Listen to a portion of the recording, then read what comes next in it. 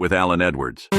Israeli forces conducted airstrikes in Lebanon following rocket attacks that resulted in 6 fatalities, including a child. Joseph Eckerson with the latest. This escalation marks the most significant exchange of fire since the ceasefire with Hezbollah 4 months ago. Sudan's army announced it has seized key government buildings in Khartoum, including the Republican Palace, after intense clashes with the Rapid Support Forces. This development signifies a pivotal victory in their nearly 2-year conflict against the RSF. Israeli airstrikes in Gaza have resulted in at least 85 Palestinian deaths, including a month-old baby girl rescued from the rubble after her family perished. Jim Kender reports. Hamas responded by launching rockets into Israel, effectively ending the 17-month war's ceasefire. 3 individuals were killed and 15 others injured during a shooting at Young Park in Las Cruces, New Mexico. The incident occurred during an unauthorized car show attended by approximately 200 people. The opinions expressed on this program are those of the host or guest and should not be interpreted as statement of fact. Fact-checking and corrections are encouraged. Can we get a cup of coffee in here, please? Yeah. Need that coffee. Yeah, please. Get some coffee here, please. And it's okay.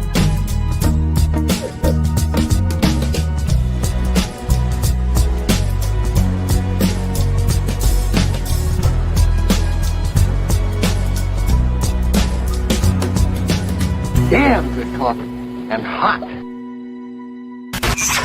My dog is your mind's best friend. Nah.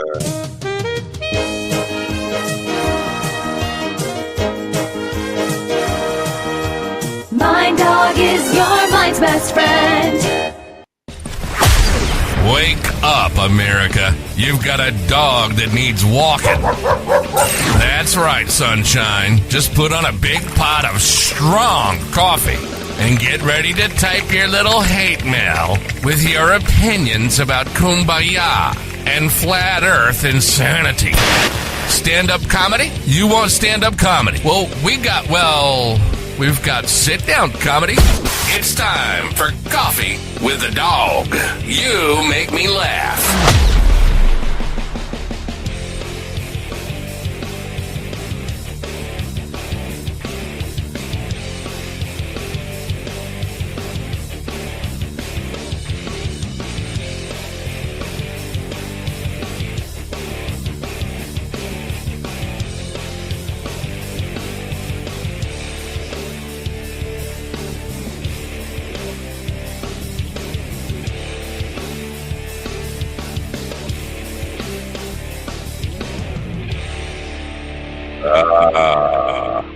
Good morning. I think I'm waiting to see if that band just takes a break or no. All right, very good, band. You're behaving. I don't know. You never can tell. Good morning, folks. It's Monday. I think this is the last week of March. I think it is, right? Or maybe we got like one day in a week next Monday or something. I don't know. I'm confused. Easily confused. So today is Monday, March 24th, 2025. Hope you had a great weekend. Stevie is no longer with us, and when I say no longer with us, I mean he's dead. No, I mean he's been fired. We're giving him a chance to improve his performance here. Now we have. I don't know if you know this about the Coffee with the Dog program, but there is a policy where we have you're only allowed to kill 3 of your family members within a certain, I think it's a 6-month period, and he's gone over that. And also the diddling of the kids. I think you're only allowed to diddle 1 kid per year, and he just couldn't abide by those rules. So he will be going through a performance improvement program with our HR director. But until then, he's kind of on probation, in limbo, whatever, not allowed on the program until he stops killing family members. We crossed the line when he decided to kill his aunt because he walked in on Ron and GD and I running a train on her. Now, that's kind of, it's your friends. Come on, you could share your aunt with your friends. Anyway, pissed him off enough that just one more family member, and he won't be back. We have a show for you today. In the second hour, a author of a book. I wish I would have known what I wish I would have known. What I wish I would have known before I published a book. Well, I don't know. Maybe you should have thought about that before you published the book. Oh, well, obviously, I guess. Anyway, her book is about. It sounds like no, I don't. I have not read the book. You know, I don't read books. I can't read books. I can't even read a word. I can't even read this morning monologue that GD wrote for me. Yeah, he wrote for this. Kelly Kassoff is her name, and her book is it's one of these. I think it is. It's one of these. He broke my heart. I don't know what to do. I don't know what to do. It hurts so much. How do I go on? Or he was a narcissist and he abused me. With those kind of books. I think that's what it is. It's a novel. Oh, do you hear that? Is that me? Well, I think that's me. I'm hearing. That's just weird. Echo. Anyway, I'll live with the echo. There's always an echo inside my head anyway. Stephen is in the chat room saying, "God damn it, low key hot." Well, what the end? Well, good morning, Stephen. I'm not sure. You should, if you could be watching, you could be on. But no, you're on probation. I forgot about this.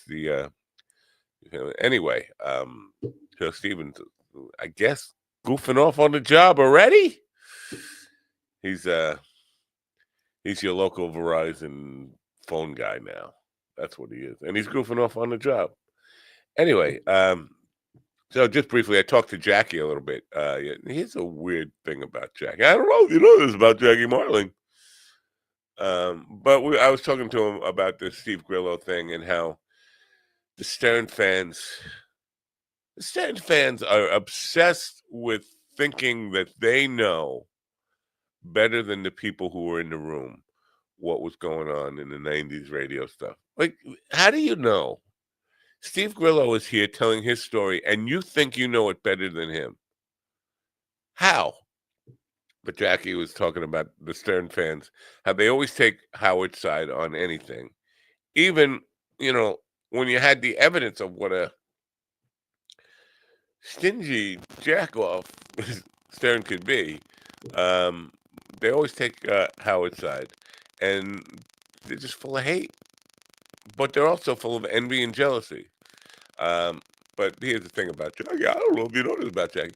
We got in the comments that were negative towards Grillo that I was talking about, a whole lot of love for Jackie. And I don't mean Led Zeppelin playing a song for him. I mean, a whole lot of love. People love Jackie because I think Jackie's the only one who really left that program of his own accord. He didn't get fired. He walked away. I think he's the only one. But more people love him than hate him. And that's a measure of success on the Stern Show. It's a measure of success in life. More people love you than hate you. Here's the weird part, though. It is 9 o'clock in the morning, about this time yesterday, and he's soaking wet on his little iPad phone there. And he's naked, and he's talking to me. I don't know if you know this about me, but that makes me feel a little uncomfortable. But with Jackie, now it's March. Yesterday was March 23rd. And he's out swimming. He gets up every morning and he goes for a swim in the Long Island Sound.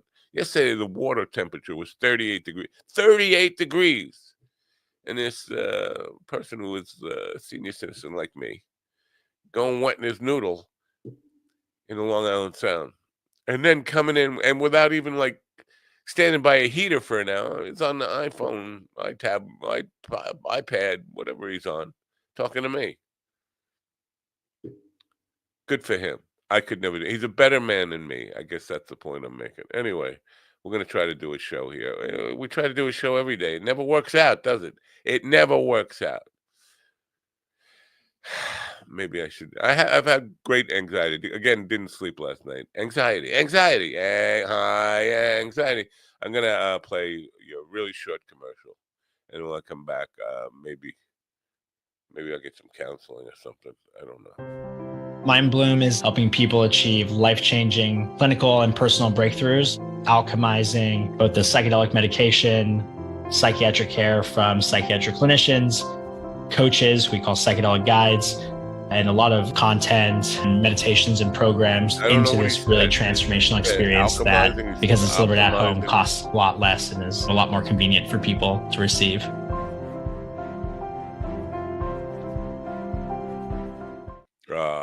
Good morning.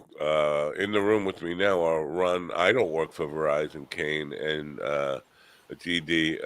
I don't even have a phone. Fenderson. Good morning.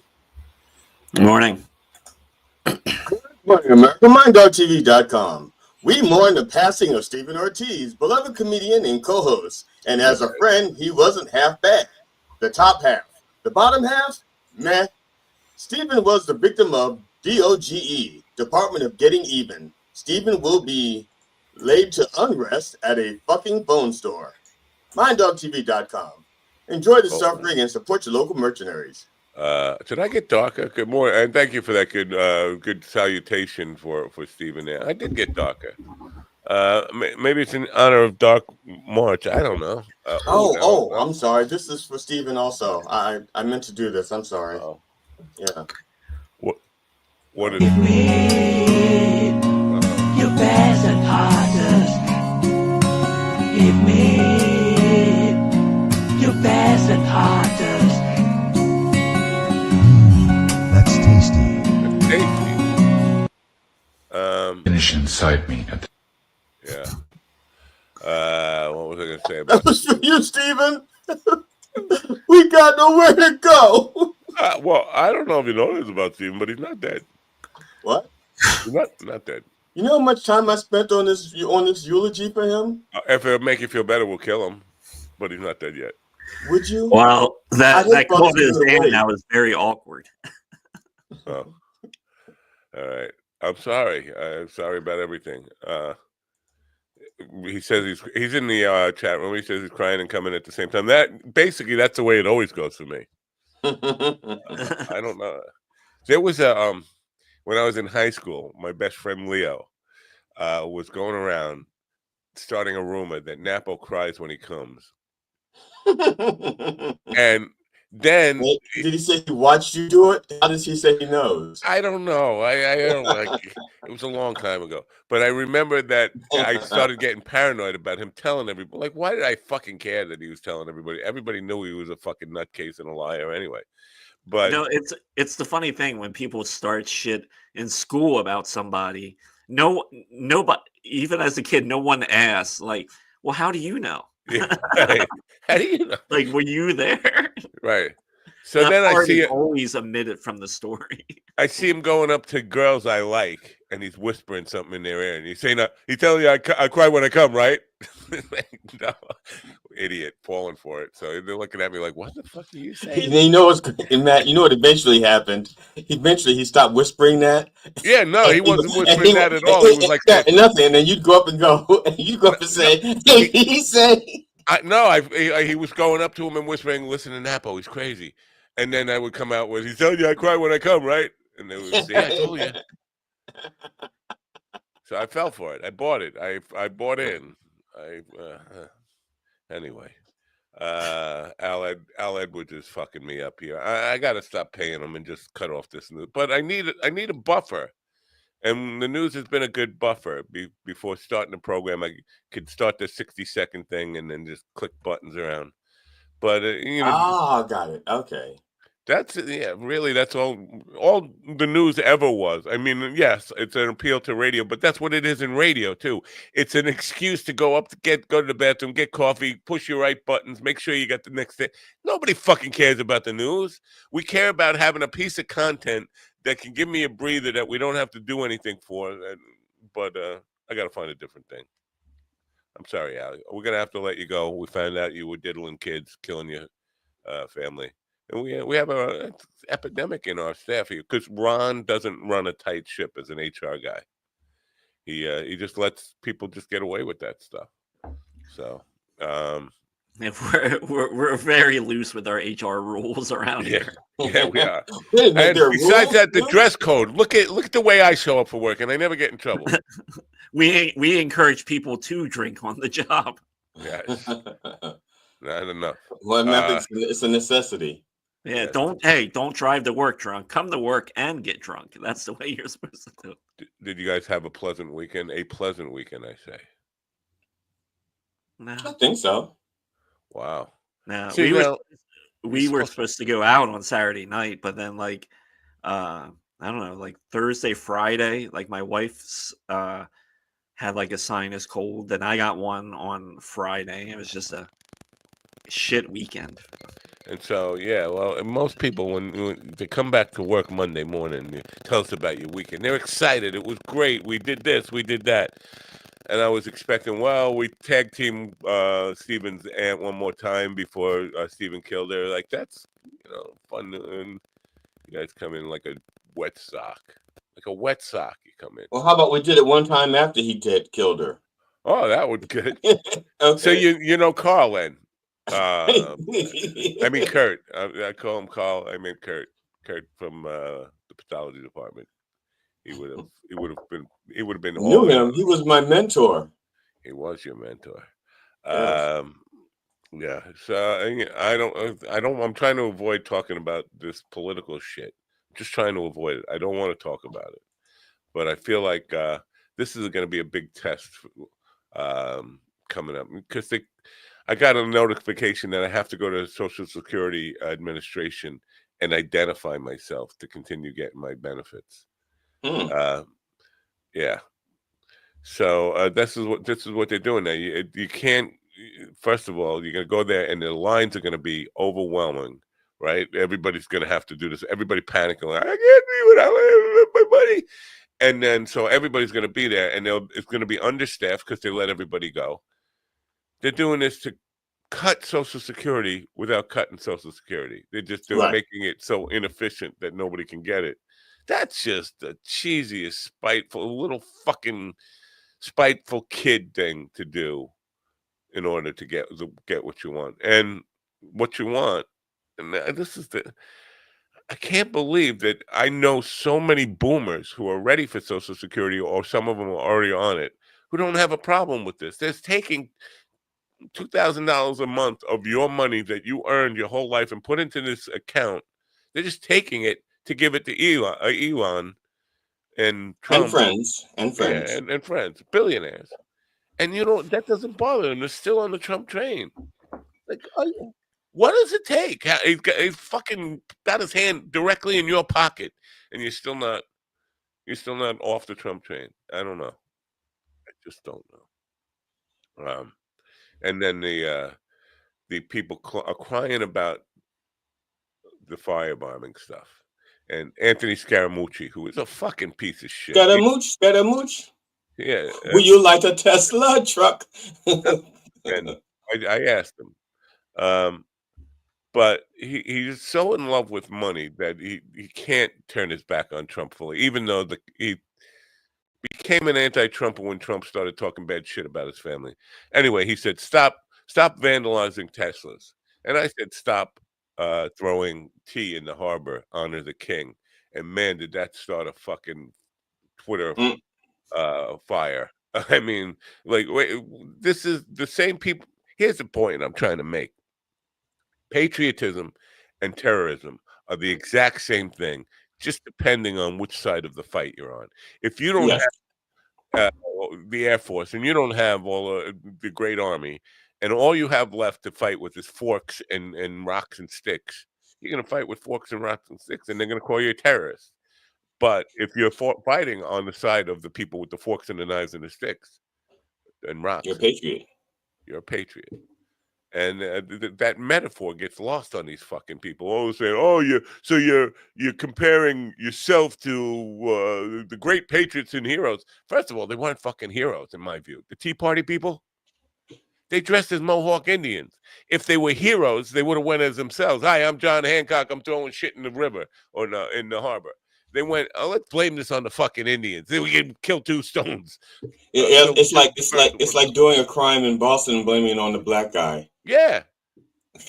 If you're gonna be a hero, go in your real face. You don't dress up as an Indian and try to get them fucking blamed for it. So, And people in the social media world, that's a hint to you. Actually, it's not even a hint. Stop hiding behind your pseudonyms. fucking A. Put your face and your name out there if you want to be heroic about where you stand. Yeah, and then Hey, they do you all ever act- get Matt? Do you get comments when you leave stuff like that you are a paid operative? Uh-huh. All the time. No matter what I say, somebody is paying me. Who's paying you to say that? The thing about the singing coach, they were saying, what's he paying you? Like, are you fucking kidding me? First of all, I was highly critical of him. Like, the point of this thing is they don't want you to just be critical. They want you to fucking bring blood. I mean, because with that singing coach guy, I said I wouldn't pay to sing him. I think he's overpriced. I think I don't like his personality, and he's a phony Christian, and he's a dick. Nobody likes him. I would not buy his course. Oh yeah, what's he paying you? Because I didn't come out and say he's a fucking fraud. That's what they want. You want me to call him a fraud? And I don't think he's a fraud. I think his singing coach techniques, what he teaches, are the same things every other singing coach teaches. Those techniques work if you practice them and do them. I just think he's way overpriced because you can get it a lot cheaper from people who are nice, who you might like, and it's the same exact teaching. But whatever. So yeah, I mean, so yes, I'm a paid operative. I'm FBI. I'm a CIA. I'm part of the deep state. And here's the thing: the deep state never existed until Trump took over and put Cash Patel and Dan Bing Bing Bongo and Pam Bondi. Pam Bondi is the AG, Attorney General. I think that stands for, right? Or AG. She's the AG. And all she does is spend the time on Fox News. Is Fox News paying her? I mean, and she talks about the courts have no right to upend our foreign policy. Foreign policy. You're the Attorney General. Somebody look up where the Attorney General gets involved in foreign policy, because I don't think that's the Attorney General is not a foreign policy person. The Secretary of State. That's where foreign policy comes from. Well, she got off saying our foreign policy. Fuck you. See, I'm talking about politics, but also I'm not going to be vindictive. I'm not going to seek revenge. And now I want everybody who was my political opponent, I want to revoke all their clearance. I want to jail reporters who have negative things to say about me. I don't know if you saw yesterday. This is fucking how stupid he is. There's a painting of him hanging in the Colorado State House, and it's very unflattering. So he shared it and just bitched and moaned about how unflattering it was, how his political enemies did this on purpose to him.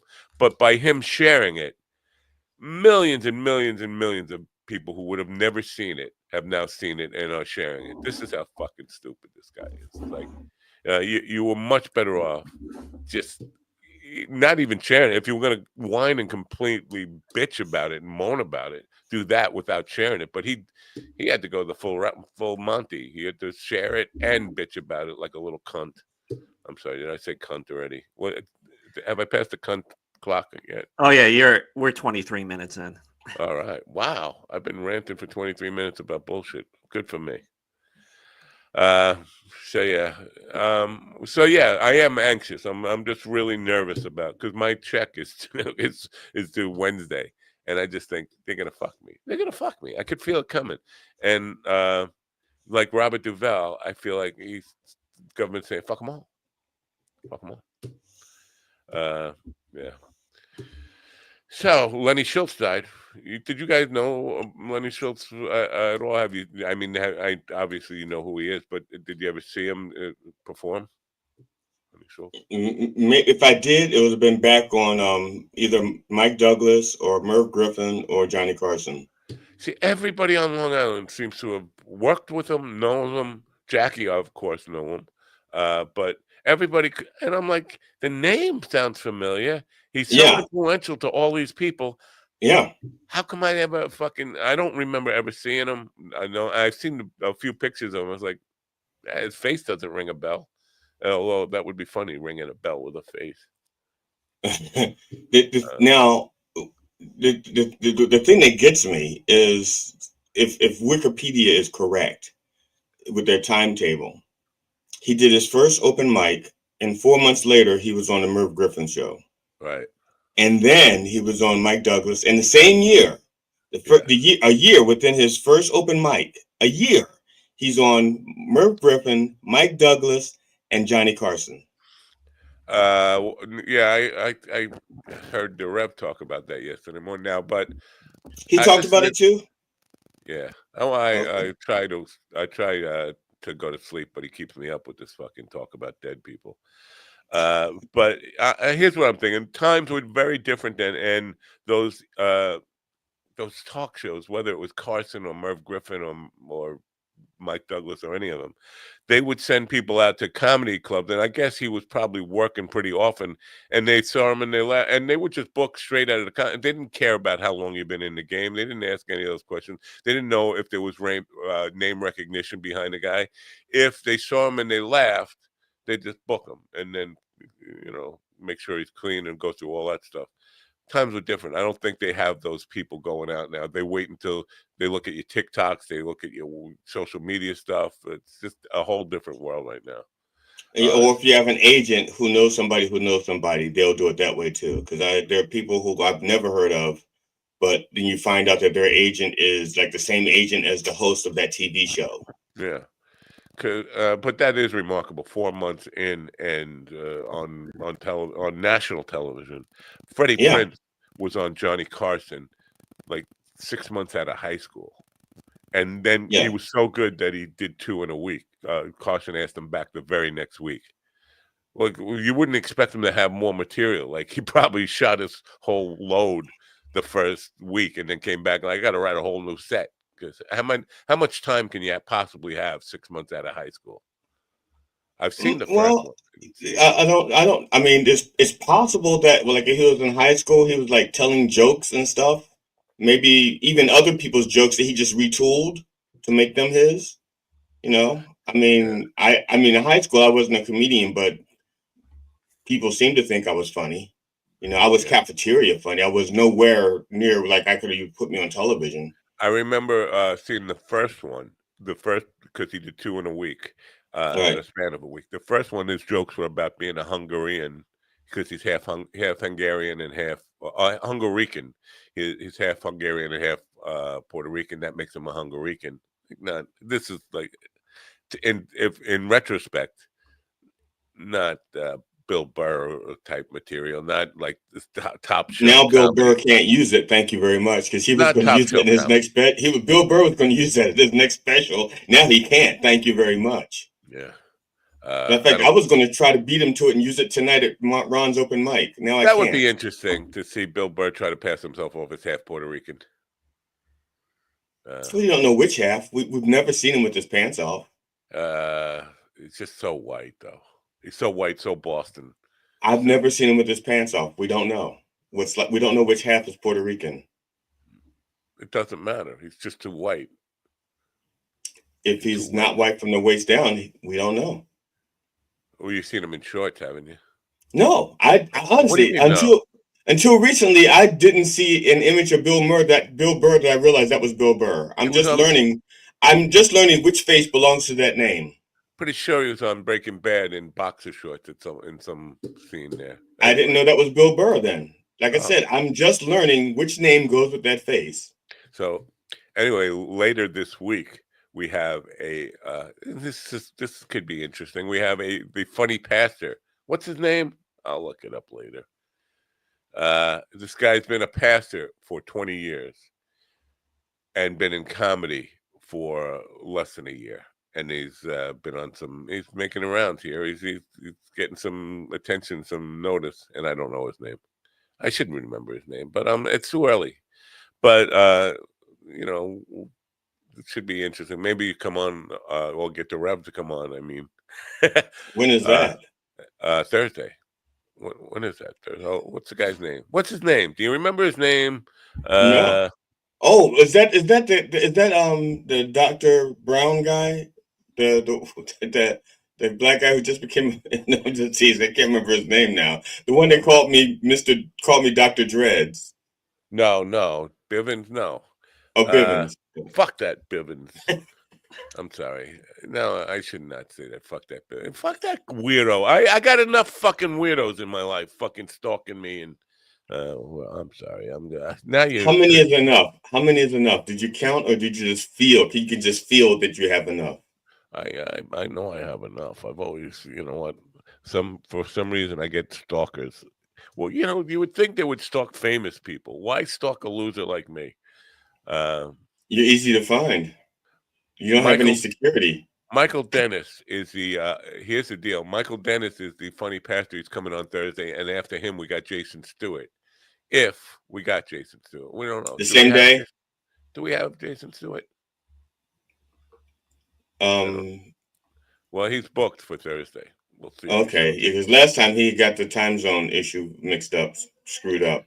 Yeah, I know it's early. He's a West Coast guy, right? Yeah, he's California. Yeah. Well, I can't do anything about the time.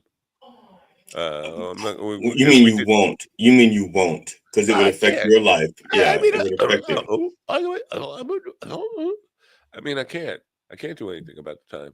I can't do the show later. No, that's not an option. I mean, it's hard enough to get anybody awake in New York. Now they're going to be at work, and all like people like Steven who go to work and fuck off and put this program on while they're at work. But most people, they can't. This is not safe for work. First of all, you can't, because we say cunt too much, and GD says cunt every other word, of course. But what's funny about that? Because I was getting ready to do it, but I had to form a sentence in my head to do that. You fucking cunt. That's a complete sentence, isn't it? No. Yeah, but it's not every other word. It's not really. It is no verb. Oh, fucking. It could be a verb. Are you a retard? I'm just trying to be one. Yes, I am. So apparently, you know what? I shouldn't listen to fucking people. I just shouldn't listen, right? You shouldn't, but what are you going to do? Are we going to invade Greenland? Not before we invade Panama. A war with Denmark, an undeclared war. We want your land. We can't do that, or we shouldn't. I'm not going to say can't. We're not going to do that because of Article 5 of the NATO alliance. If we pick a fight with Denmark, we're picking a fight with all the members of NATO, which includes us. So we'd have to fight ourselves. So we can't. Are we still in NATO? I thought. No, we're still part of NATO. I mean, it's like, you know what it's like? It's like being married but sleeping in separate bedrooms or different parts of the house. That's what it's like. We're still married to NATO. We just sleep in the basement while everybody else gets to sleep in the bedroom.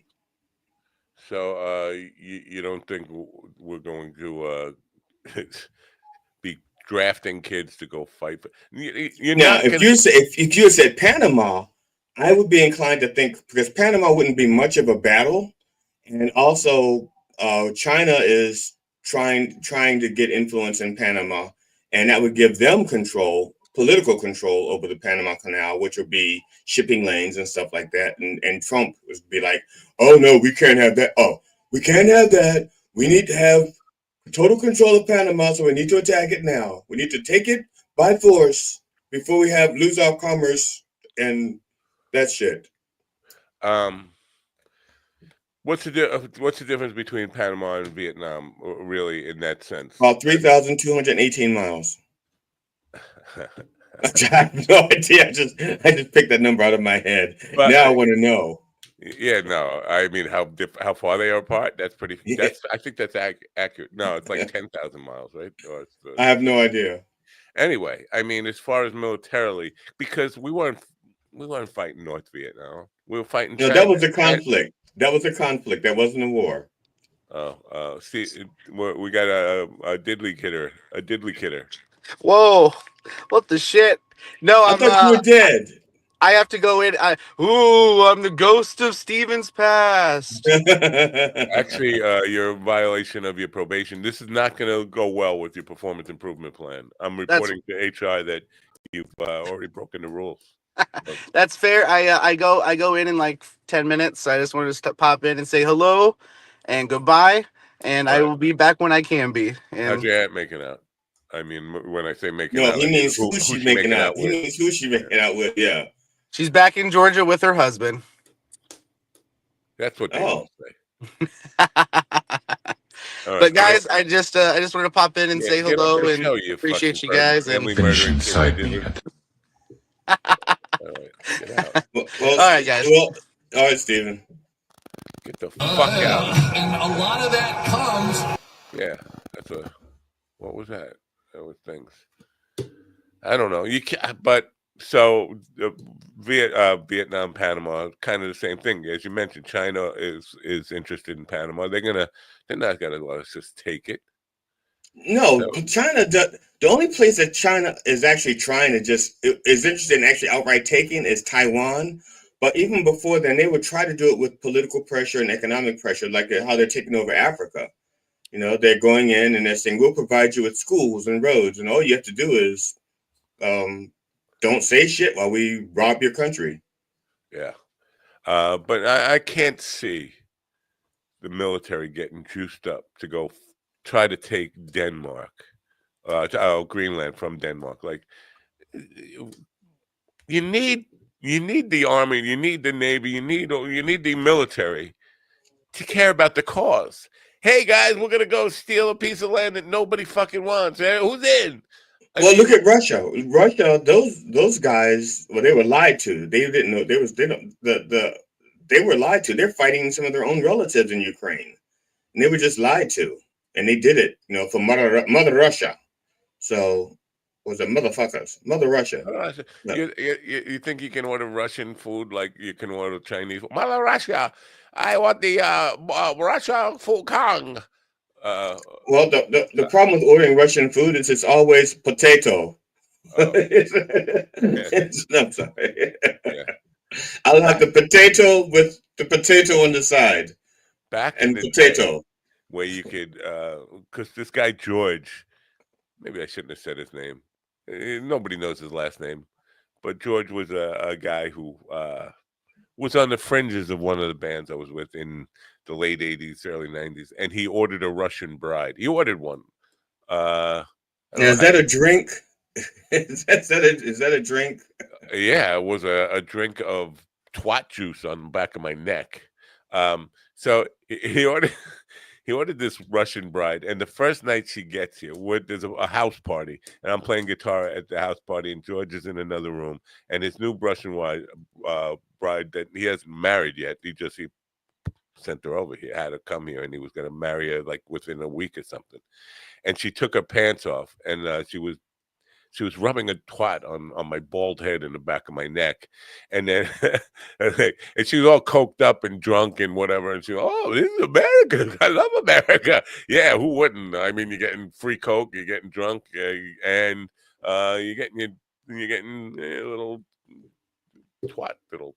Anyway, now, is the back of your neck ribbed or something for her enjoyment? I'm just trying to figure out. I don't think she saw her back of her neck before. They don't have back in Russia. I thought maybe your neck is ribbed. All the American women were telling us, stop that. That's not what we do. Like, yes, that's what we do. Shut up. Let her.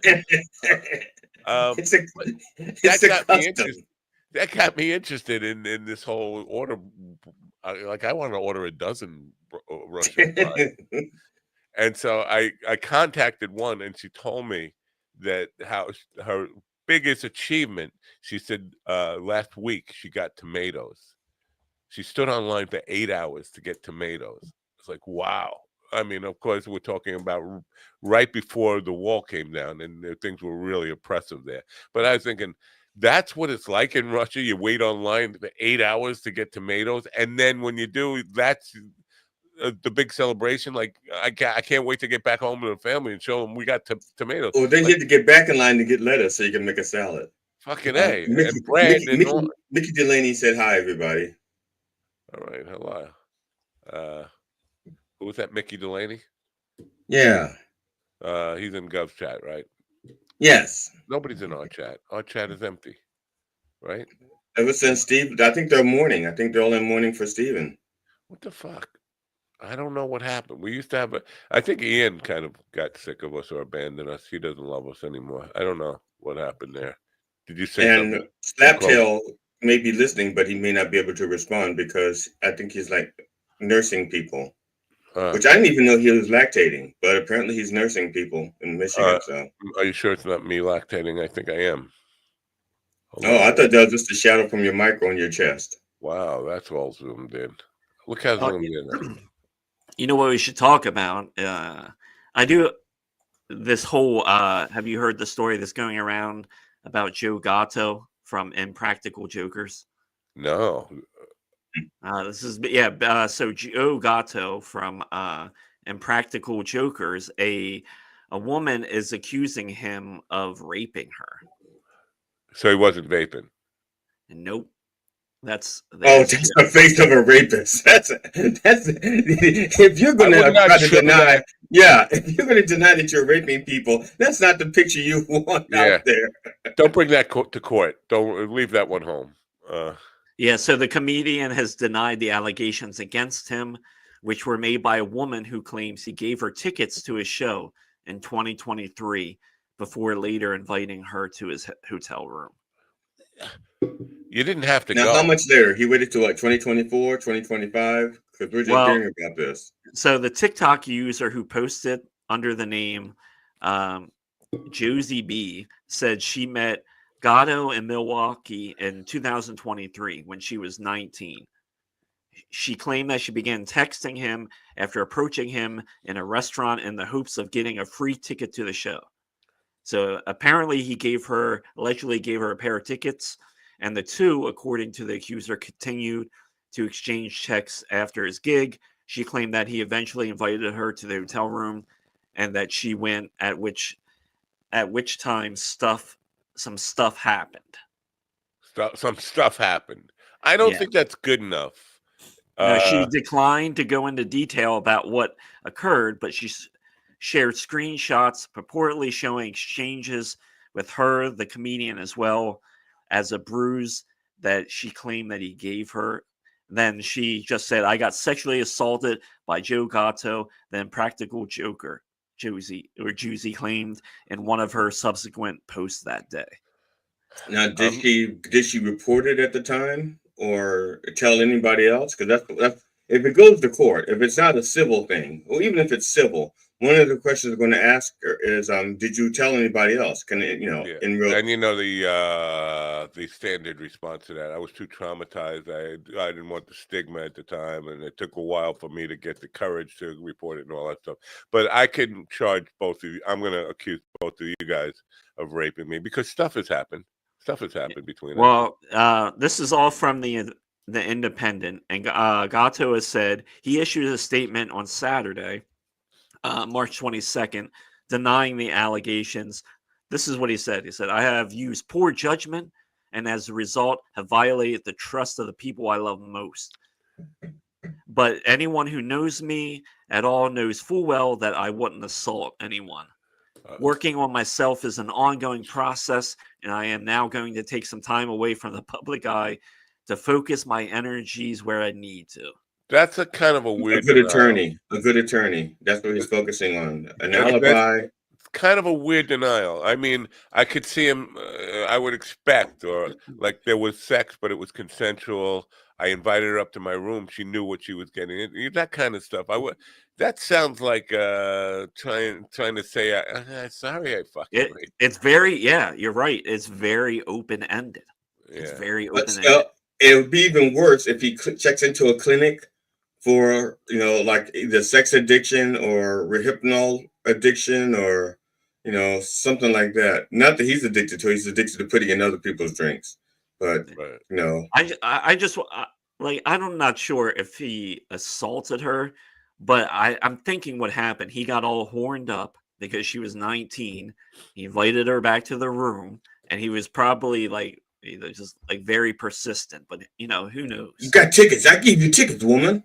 Yeah. Well, and why'd you come to my room if you didn't want this? Exactly. Well, I don't want to blame the victim, but at some point you have to be at least intelligent to know that if somebody in show business is inviting you up to their room and it's not like a big party, the party for two, you gotta he's gonna fucking try and stick his tongue in something. Yeah. And bad on Joe Gatto for why didn't you get at least a woman that's at least 35 and up? That's what you need. Or two 19-year-olds. So together they're 38. Yeah. That would be great to hear that. Listen, it makes sense. It was two of them. Come on, it's 30. Well, not to. Jeez, I'm here. Your Honor, they were 30 when you combine their ages. Oh, if you combine the three of them, they were 30. Wow. 15 and 15. 15, 10, and 5, yeah. My first wife had been a bit of a groupie.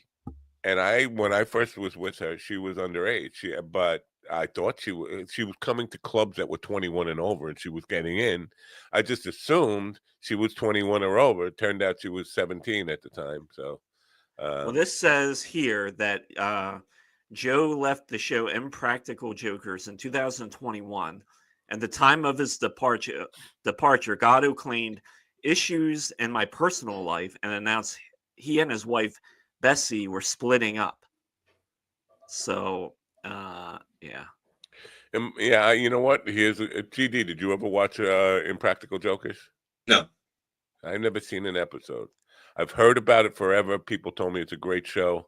And I think when I was hearing about it, I didn't have any television in the house at all. Now at least I have streaming services. But that was like on MTV or something, right? Or do I have that right? MTV? Yeah, Impractical Jokers was like on True TV or some shit. Huh. Yeah. But I didn't watch it because I grew up. I had Candid Camera when I was growing up, and so I was like, okay, I've pretty much know what their thing is, and it was amusing when I was a kid, but yeah, I'm not big on reality. I'm not big on quote reality TV. Yeah, Impractical Jokers premiered on True TV on December 15th, 2011. 2011. Yeah. Yeah, then the 11th season premiered on July 11th, 2024. Wow. So, well, yeah, it's still going, I guess, right? So, no? It looks like it's still going in some. Yeah, because I still see promos for it, unless it's promos for syndication. But yeah, I still see promos for it. Fucking tragically unhip.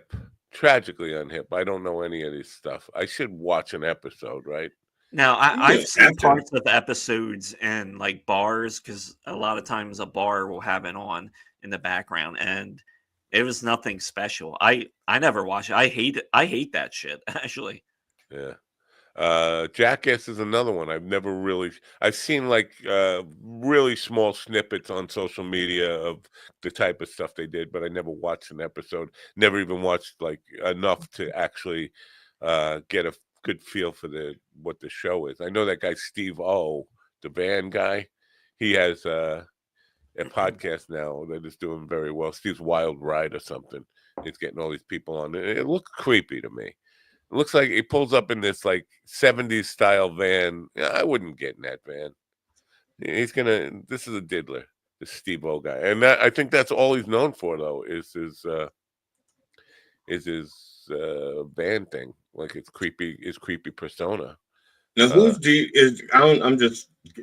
you just triggered something in me, a memory, so to speak. Well, a curiosity. The guy who used to do what Girls Gone Wild, those old tapes. Yeah. I'm just when you said Steve Wild in a van, I just started thinking of Girls Gone Wild because I thought they shot a lot of that in vans. It's not the same guy. No, I don't think so. Okay. Stanhope and Rogan actually were friends with that guy, the Girls Gone Wild guy. I remember him talking about that. I don't remember how close the relationship was, but I think when they were doing the Man Show, this guy was trying to get in on the guy who produced the Girls Gone Wild stuff. I think he might be in jail now. Do you know? Chat room, is there anybody in the chat room? Is there anybody listening anywhere in America or Canada or planet Earth that could let us know about the Girls Gone Wild guy in jail? And if you're the Girl Gone Wild guy, we'll give you $10 in your commissary if you're in jail and you need to get on the air. We'll put $10 in your commissary. Yeah. So tomorrow, my wife, after 18 months of non-working, is going back to a job. Oh, did you go to your interview?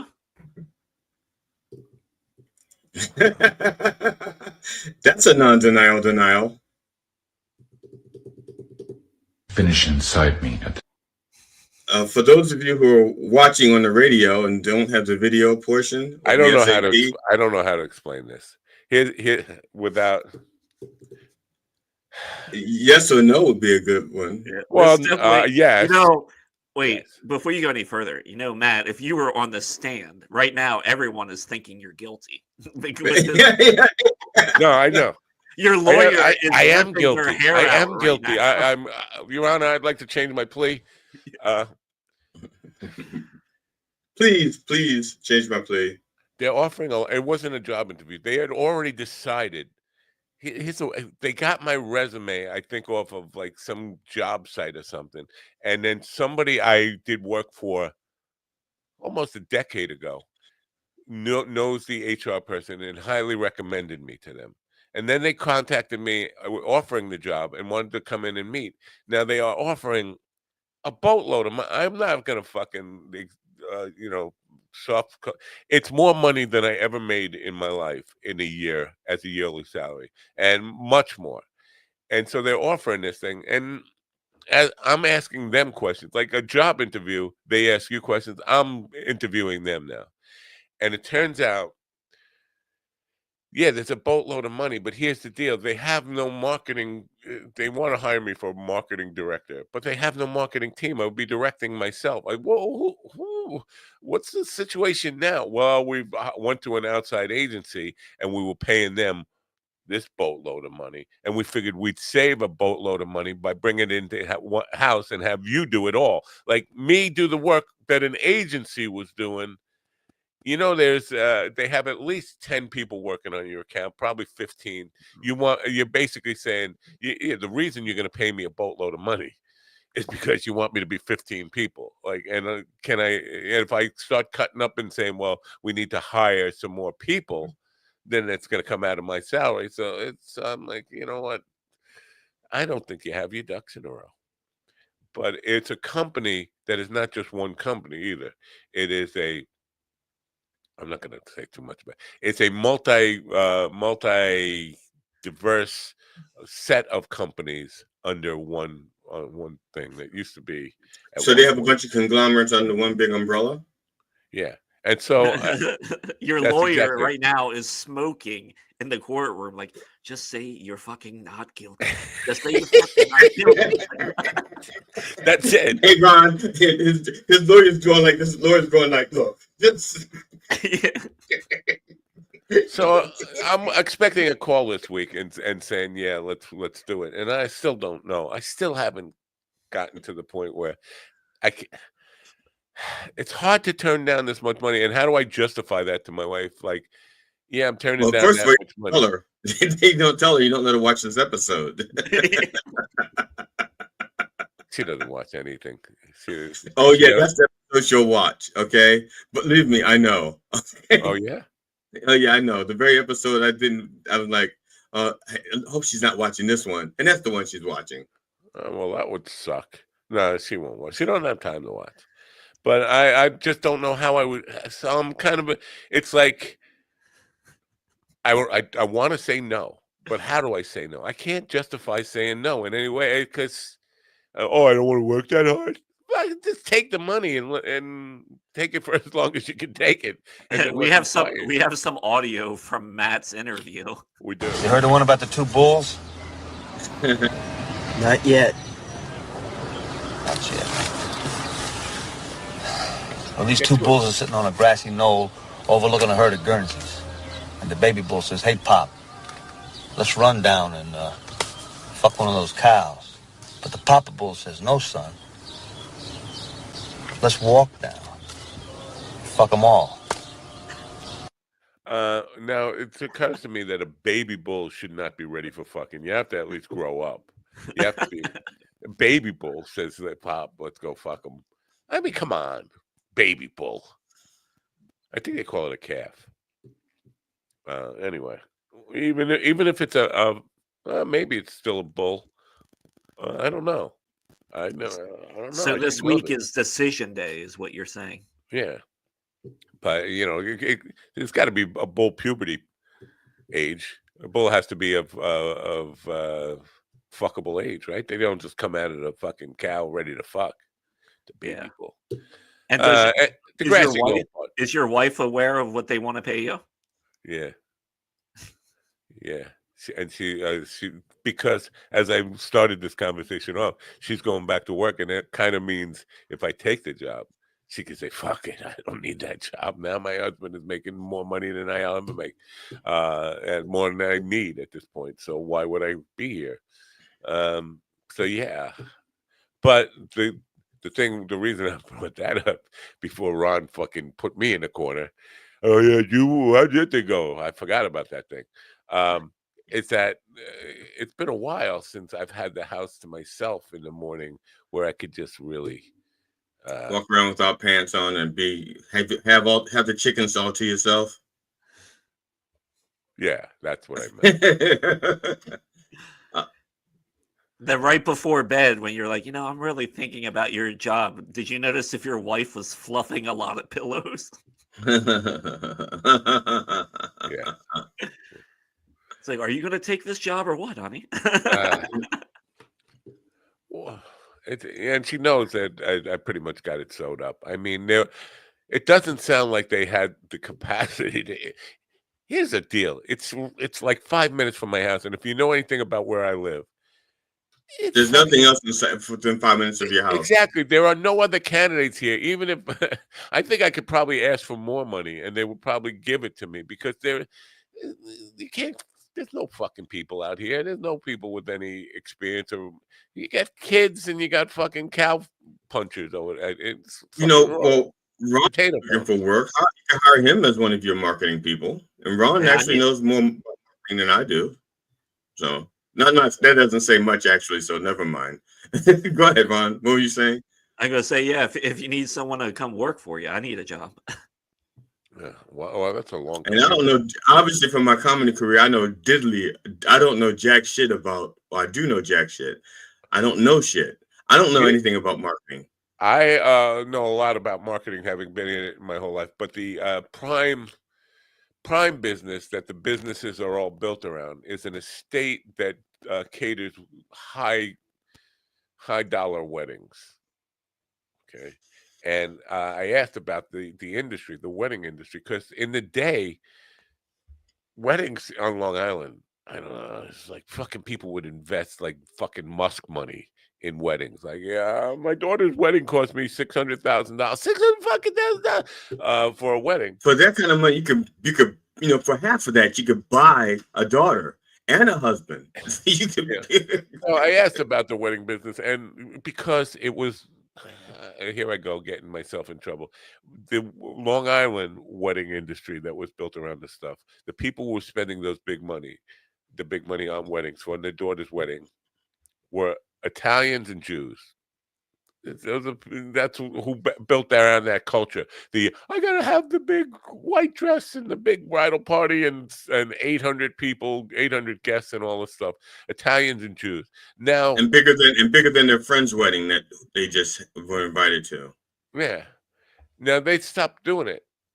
So I don't know for what reason. My wife asked me, like, why would Italians and Jews just stop spending all that money? Well, maybe the economy had something to do with it. Maybe COVID had something to do with it. I don't know the reason behind it. But apparently the big thing now is South Asian. And I didn't even know we had South Asian population on Long Island. South Asian people are throwing these big extravagant weddings now. Like, okay. For a racist, Matt, you're not doing good keeping up on the latest. I know. This is what I'm thinking. How can a racist son of a bitch like me not notice a whole bunch of South Asians moving in the neighborhood? You must be slipping in your old age. feel bad about that. You're You're right. gonna lose your card. You're gonna lose your membership. How the hell does that happen? Now I know one kid who is half Vietnamese. I don't know what the other half of them is, but that's all. I don't know. I don't see South Asians moving in. I'm sorry. Where are they? And where they getting all this money to be spent? Now the other part of the stuff is there's a spa, there's like 2 restaurants, and there's a vineyards, a winery thing where they also have parties. And so this is not my area of expertise in marketing events at these places. All these kind of. So I have to learn the industry from the bottom up, which is it take a while. It's a huge learning curve. I'm talking myself out of it here just because it's too much money just to not have a good reason to turn down. Right. All right. I'm glad I have your support, though. Do I have your support? Yeah, sure, yeah.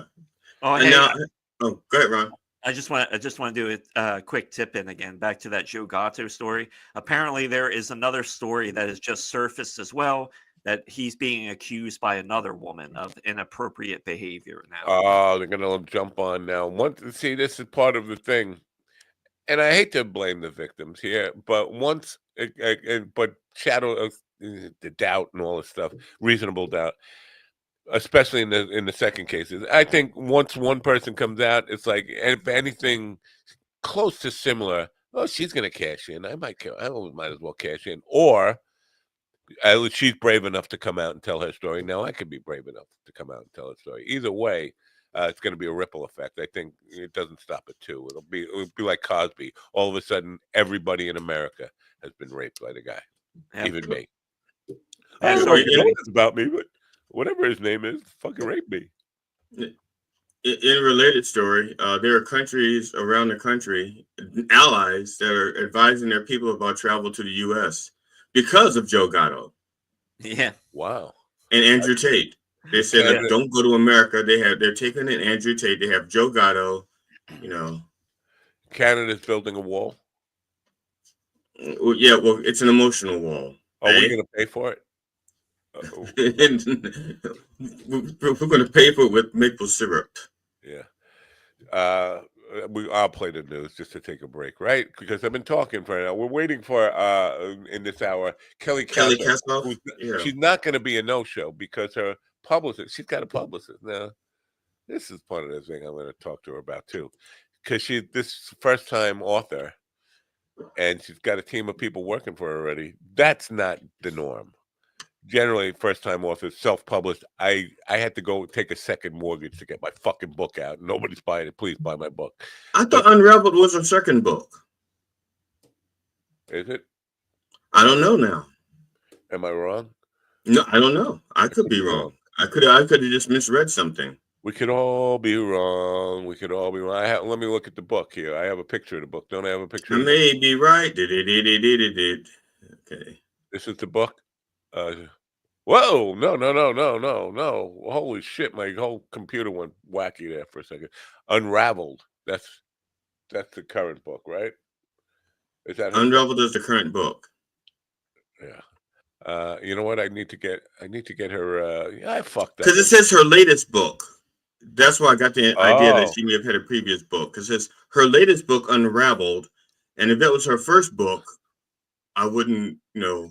I think this is going to be a test for us today because I think we have a man hater in Kelly. I'm going to ask her if she's a man hater, but it sounds like she's been hurt, right? She started writing poetry. Who writes poetry?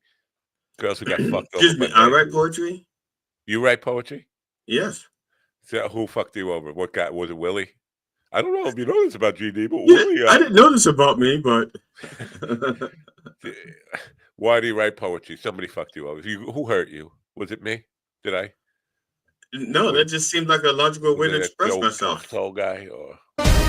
Israeli airstrikes in Gaza have resulted in at least 85 Palestinian deaths, Gaza's including a right month-old baby girl rescued from the rubble after her family perished. Jim Kender reports. Hamas responded by launching rockets into Israel, effectively ending the 17-month war's ceasefire. The Israeli blockade on northern Gaza, encompassing Gaza City, remains enforced as Israeli forces retake a key corridor. In Israel, protests erupted outside Prime Minister Netanyahu's residence over his handling of the hostage crisis and plans to dismiss Internal Security Chief Ron stone and bar. Sudan's army announced it has seized key government buildings in Khartoum, including the Republican Palace, after intense clashes with the Rapid Support Forces. This development signifies a pivotal victory in their nearly 2-year conflict against the RSF. The military also regained control of the National Intelligence Service headquarters and the central bank. Despite these gains, the conflict has led to severe humanitarian crises, with over 28,000 fatalities and widespread displacement, particularly in Darfur, where the RSF reportedly killed 45 civilians amid their retreat. Benjamin Wright reporting. Israeli forces conducted airstrikes in Lebanon following rocket attacks that resulted in 6 fatalities, including a child. Joseph Eckerson with the latest. This escalation marks the most significant exchange of fire since the ceasefire with Hezbollah 4 months ago. Although Hezbollah denied involvement in the recent rocket attacks, Israeli military targeted their command centers and rocket launchers. Lebanese authorities reported multiple casualties and injuries from these strikes. The U.S. Department of Homeland Security announced the revocation of legal protections for approximately 532,000 individuals from Cuba, Haiti, Nicaragua, and Venezuela. These individuals arrived in the U.S. with financial sponsors since October 2022 under a humanitarian parole program, receiving 2-year permits to live and work in the country. The new policy, effective April 24th or 30 days after publication in the Federal Register, has been criticized and legally challenged by activists who deem it imprudent, cruel, and counterproductive. Kevin Sanders reporting. The New Hampshire Attorney General's office has agreed to a $10 million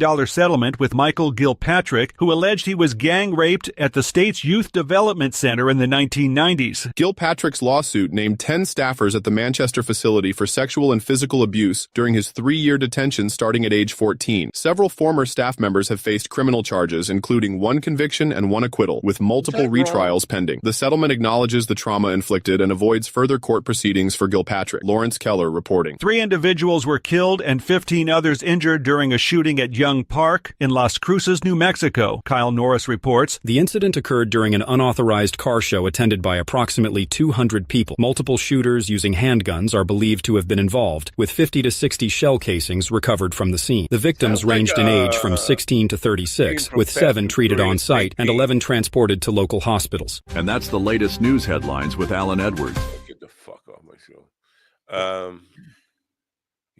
Las Cruces is a college town, New Mexico State University. Yeah, I was reading that yesterday. Yeah. Unauthorized car show. Unauthorized.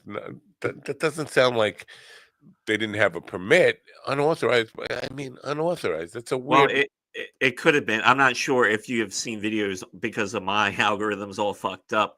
I get all sorts of reels.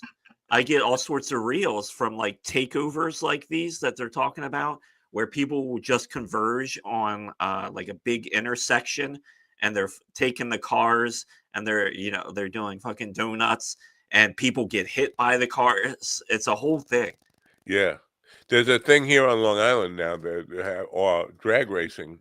And people are every week, these guys are doing 100 miles an hour on the Long Island Expressway or neighborhood strips and all this stuff. I don't know. It's like somebody's been watching too much Fast and Furious. This never happened. I mean, in LA in the 70s, I remember stuff like that, but I don't remember ever in my lifetime seeing this much of, just insane. Oh, we're going to have 120 mile an hour car race on the Long Island Expressway with traffic in the way. It's a thing now.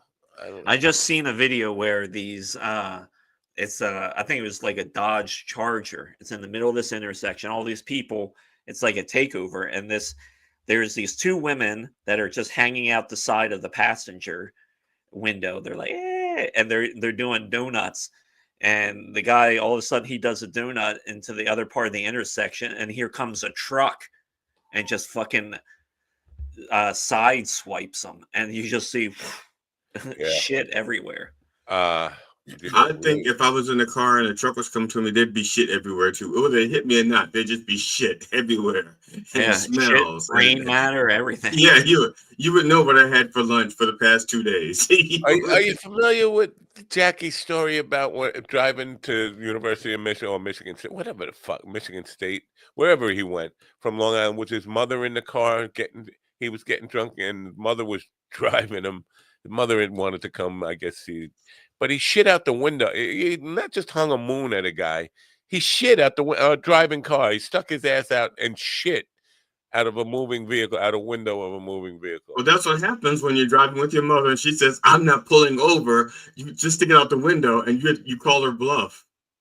Okay, I could never take my pants down in front of my mother. I mean, never mind. Are you kidding? She used to change your diaper. There's nothing she hasn't seen already. That was when everything was much smaller.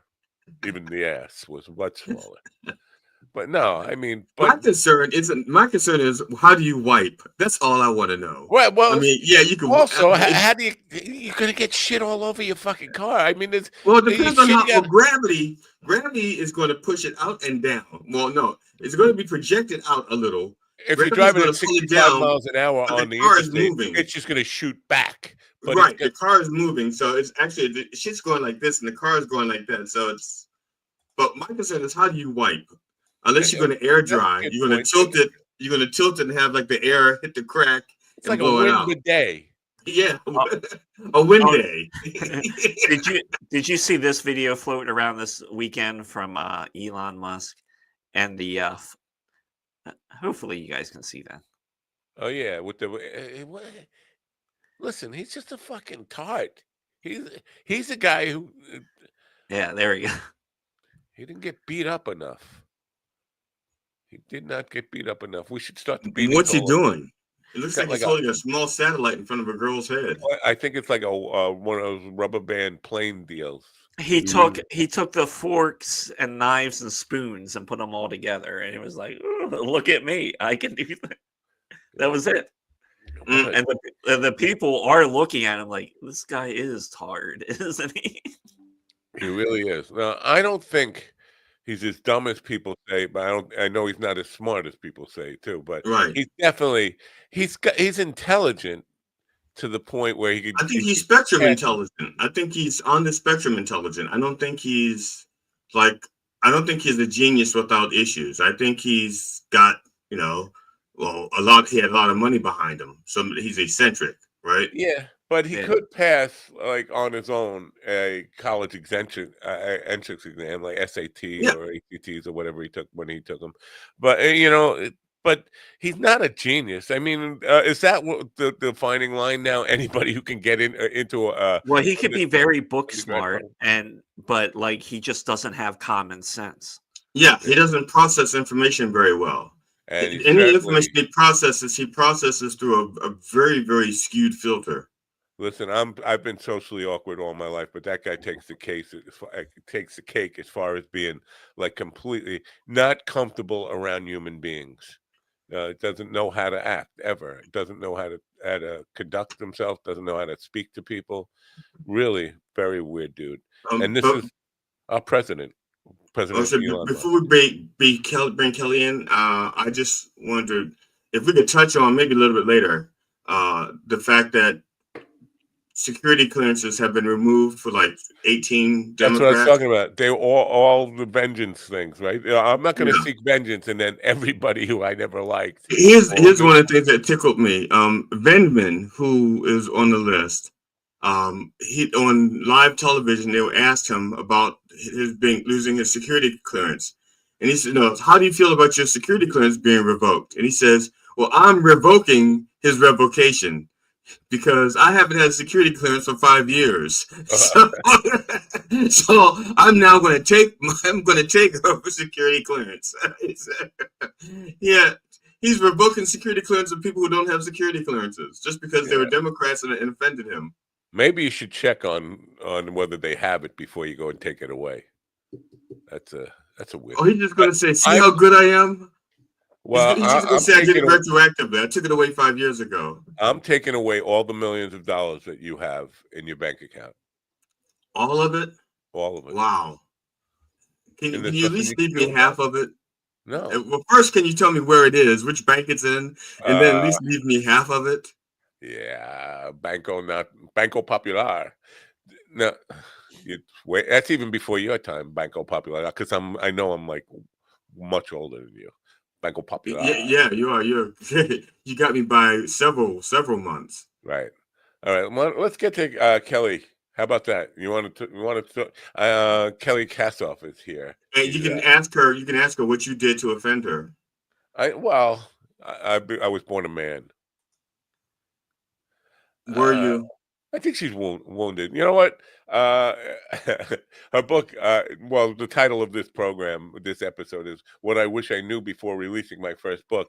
Her book is personal. It's Her about most recent book, her latest book, her latest book, Unraveled. Unraveled. Right, and she's here now to talk about it. Now, Kelly Kassoff is a poet and a short story writer. And again, I think anybody who writes poetry, you've been hurt. Why would you write poetry? Why would you write poetry? I wrote poetry because I know. I was the guy who hurt you. No, it was the way I heard things in my head. When I spoke, it just naturally seemed to form that type of way. I would see, who was the psychiatrist we had on last week? Joanne Interada. You should talk to her about that. I would, but she's too busy dealing with your and Steven's issues. I'm going to bet that Kelly's poetry is not the kind of like Andrew Dice Clay poetry that you heard. Jack and Jill went up the hill. I don't think it's a rhyming poetry. I think it's one of these. You think it's more like free verse? Like he was male, so I killed him type of poetry. Well, that's kind of poetic. All right. Kelly Kassoff is a poet and short story writer who isn't afraid to dive into raw, she should cook it, and real parts of life. Her writing explores everything from love, and loss. Well, I'll talk to her about this. Love and loss to the tougher themes of dehumanization and exploitation, all while embracing the messy beauty of being human. That's pretty heavy. That's, now we're talking. She's here now. Let's say hello to Kelly Kassoff. Good morning, Kelly. Hey, good morning, y'all. So my first question is, have you been hurt? This is by guys. So I've been listening for the last 45 minutes, and it's, first of all, yes, just like anyone in a relationship, you've had your ups and downs in relationships, but I just off the bat, I'm not a man hater. All right. Yeah, not a man hater. I have a stepson. I am happily married. So yeah. Okay, now you lost me there. You just said happily. You just lost me. Is he listening? Is that what it is? No, I'm just teasing. I'm actually obsessed with my husband. He's pretty awesome. All right. So aside from your husband and your son, the rest of the male population you hate. You don't have to. Hate. I just, if you're gonna be an asshole, I'm gonna write about it. Well, that includes You'll never run out of material. You'll never run out of material. And it's not gender based, right? Like there's female assholes out there too. So right, there are. I thought they called assets. Yeah, isn't that the feminine of asset? I could be wrong. I'm sorry. Now, is this your first book, or is GD right? This is your latest book. This is my first published book. Okay. And I'm working on book 2, which is totally different, but this was the first one that I put out there. See, this is where either people are going to be very jealous of you or wondering, your husband is sugar daddy. How did this happen? Because most first-time authors or first published authors don't have a team of people working for them. You are not. I had no contact with you directly. I've been dealing with somebody who works for you or somebody in your marketing management team, whatever. Unless it's your stepson, right? That's uncommon. So, what gives? So I used to write. I've been writing for a really long time, and I used to write on a blog. That kind of. I live in Texas, and it got this little cult following. And honestly, I think I just fell into some good luck. I went to bed one night and woke up the next morning, and I had emails from publishing houses, and started working on publishing. My husband pushed me to do it. I didn't want to do it. And I have 6 kids, 3 of my own and 3 stepkids. So it's, I needed a little bit of help. I'm a busy lady, and I need a little bit of help. And so, I actually, hired people to help me push this through. And I have a great team. They're based out of New Jersey. So great team. I have to say, how old are the kids? Because they couldn't help. Oh God, I wish. 14, 11, 10, 8, 6, and 6. Yeah. Okay, well, the 14-year-old could help. First, Well, even if, yeah. She's kind of spicy though. She's kind of Kids are more savvy, but they're not born with publishing, marketing savvy. They're born with internet savvy. They can No, probably they're TikTok all not. They day don't have long. publishing savvy, but they lack a conscience, so they will write anything you tell them to on social media because they can be bought. You know, you just tell them. Sure. Bribe them. Yeah. Interesting. Totally. Now, Unraveled is a novel, correct? Sort of, kind of, not really. So Unraveled it has some people call them chapters. I call them stories. Each story has its own plot structure, but then if you put them all together, it's like one big story. All right. I'm curious about the bravery because somewhere in this thing is the bravery it took to kind of show your work to others and put it out in public, make it public. And this is something I deal with in writing music. Is it something I deal with in my visual art, painting and stuff like this? Is never good enough for me. And it's like I'm compelled, if you don't put it out there, no, you'll never get any feedback. But I always think once I put things out into the public, the hate is going to come. And I know with this program, the hate comes. The hate just flows. How do you overcome that? That doubt of I'm done with it. I'm proud of the work, but still I know some people are going to hate me for giving me crap. I mean, I still get people who, think I've been called attention seeking. I've been called delusional. I've been called self-indulgent. Fuck them. Like, I am doing something that I love, that I feel like I'm, personally talented at. And I think I'm a good storyteller. And you know what? I don't really care let me back up. I think that when I first started, it hurt.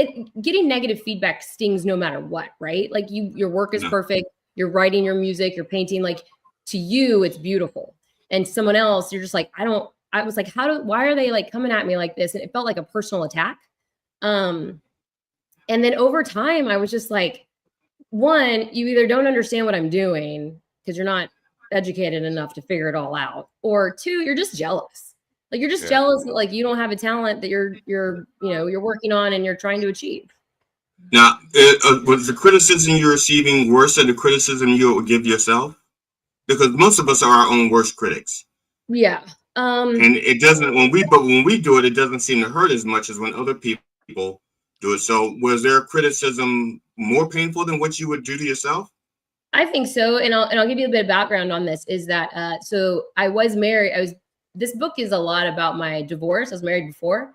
And it goes into some pretty intense moments that I experienced through my divorce process. My divorce took a really long time, took 3 years.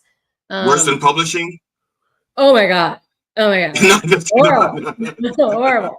And so the loudest critics are the people who are on my ex-husband's camp, and he likes to leave me 1-star reviews and tell me that I've ruined my family, and he's out there trying to spread negative rhetoric. But so he read your book? Yeah. I mean, what's interesting is that, like, I think that he thinks that he can hide behind like fake names on reviews, but like I can see, like Barnes and Noble and Target and like Amazon gives me like kind of a report, and it's him. I'm like, what are you doing? Like, wow. It's time to move on, buddy. Now, is he selfish enough that he would like buy a bunch of your books to burn? Oh, I'm sure. I'm sure. But you know what? I don't even care because I'm still getting the royalties. So whatever. Yeah, that's what I'm saying. I'm putting that out there. I'm putting that out there. Yeah, let's manifest that. Yeah, I'm trying to manifest that. So he could buy like 400 or 500, 600 books and tell his friends to buy the books and burn it. I'm curious if I'm going to get you more hate here, because I had a woman who was on the program, and she had a heartbreaking story. She was on reality television. She had cooking.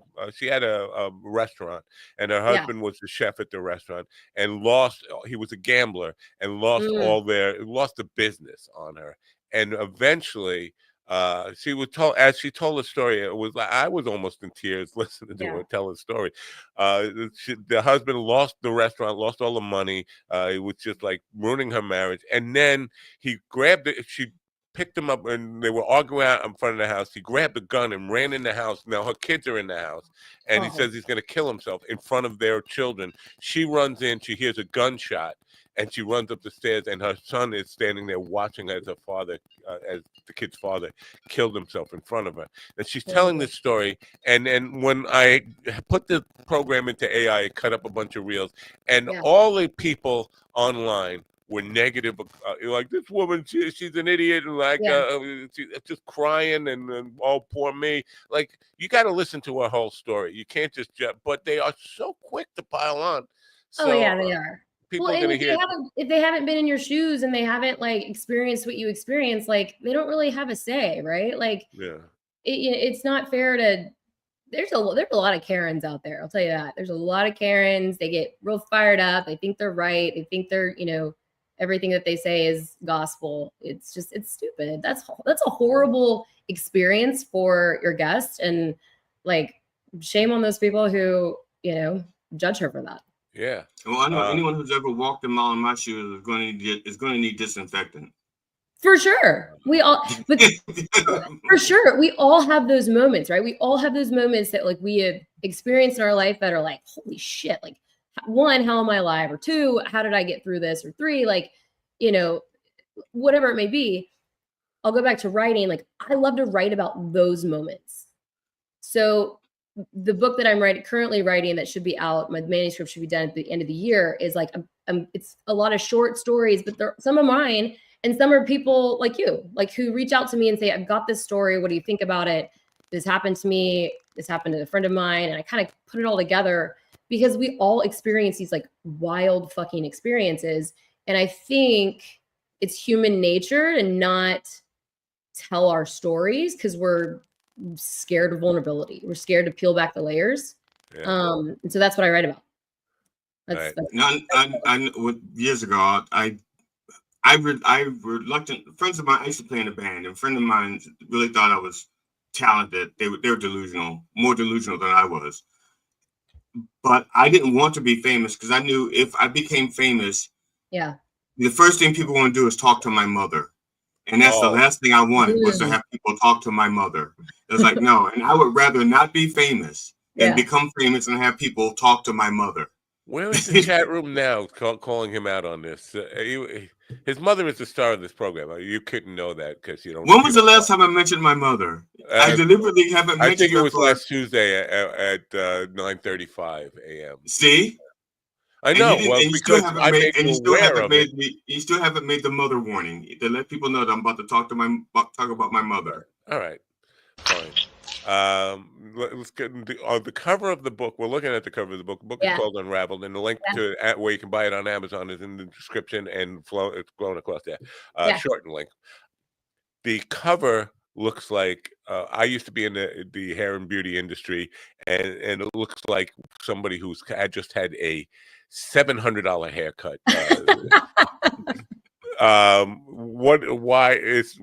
What's that silhouette about? I mean, it's supposed to signify the protagonist, I guess. It's kind of just originally when I was working with the publishing company, and they have a lot of the creative control on this, but I was hoping to have like a hand coming out that looked like it was like unraveling, like the skin was kind of coming off and it was unraveling. And they were like, it looks like she's got eyelashes that they could go for years. I mean, who doesn't want great eyelashes? From here, it looks like somebody had like the different colors of sand and they just raked through the sand. She had the pencil in her eye.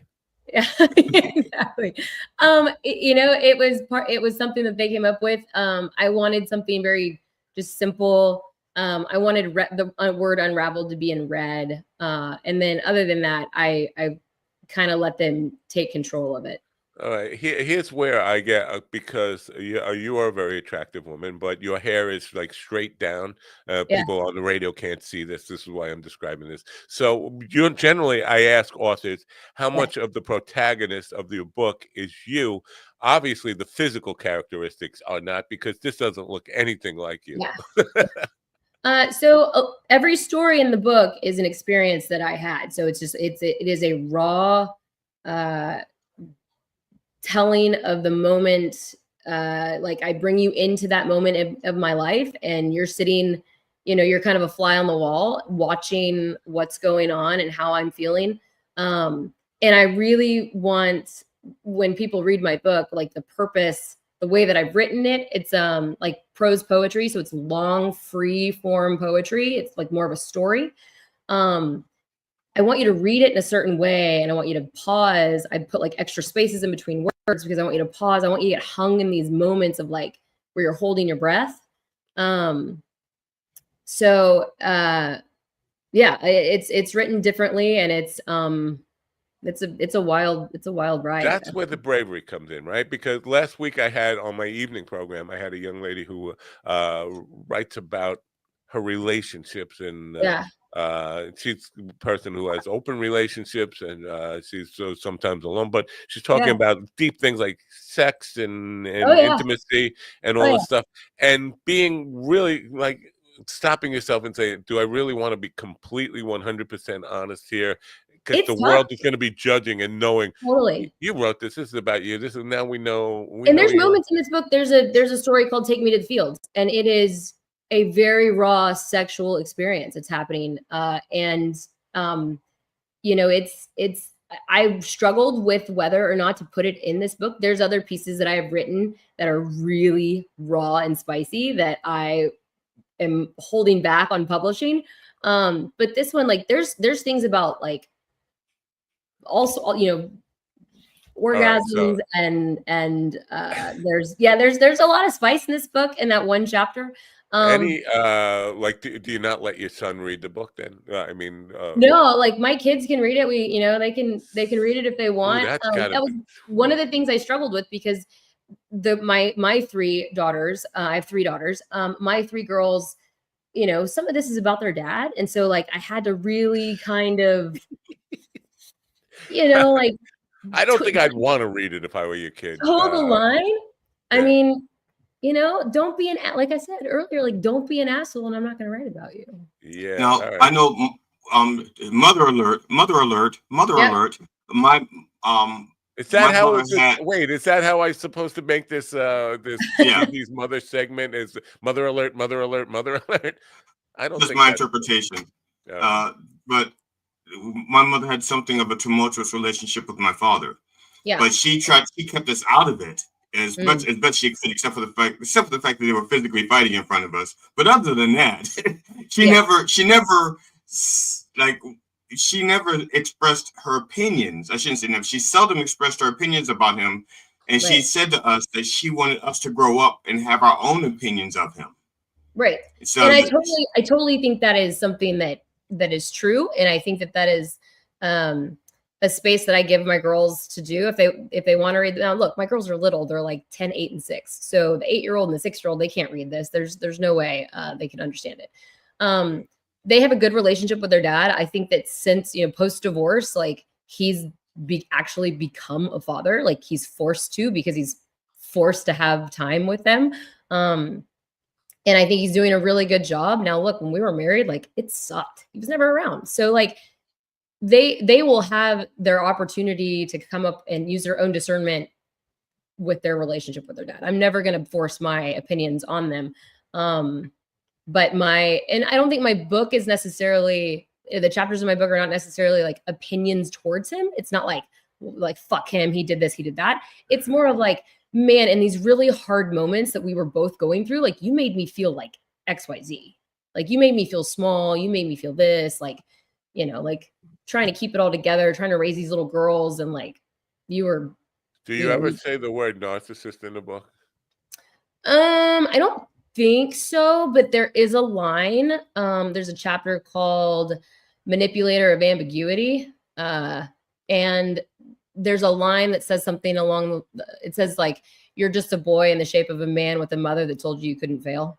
Wow, And you I should think be a songwriter. Holy smokes, that's really good. so I come from, it's so funny, I come from a line of musicians. My uncle's in a pretty well-known band here in Texas. My other uncle was in a really popular 90s rock band. And so I come from a line of artists. So I think that's where the storytelling comes from.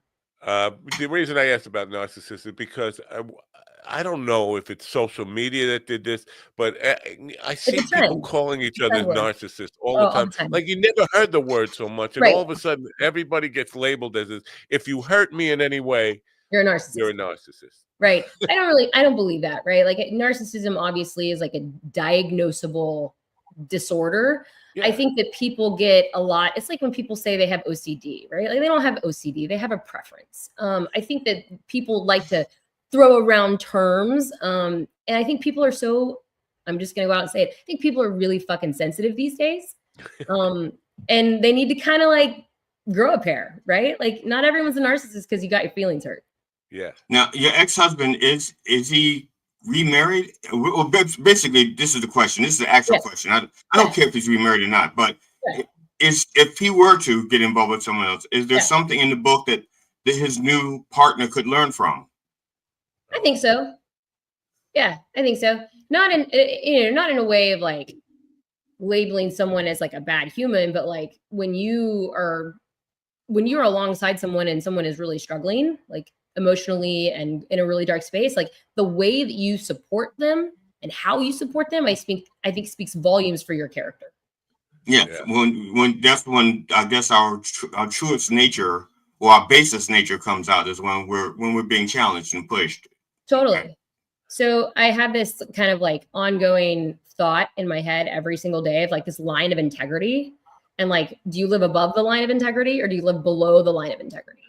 And if you fall below your personal line of integrity, like how do you reset and get above? And I think that when people like again are struggling, or they like your other guest who's going through that really hard time, like how do you get back above and how do you stay above the current of integrity speaks volumes on who you are. Super curious now.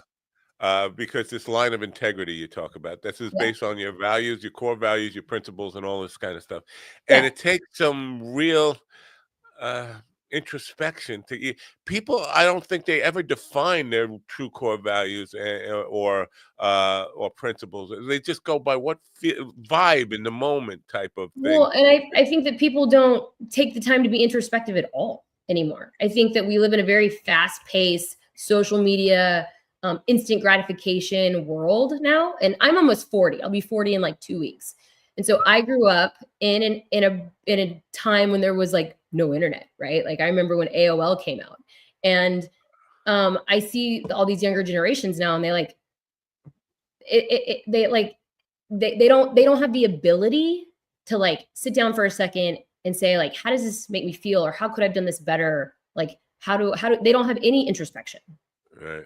I know when my kids or when my stepkids were younger, a lot younger and growing up, obviously they were younger because I had to say this to them.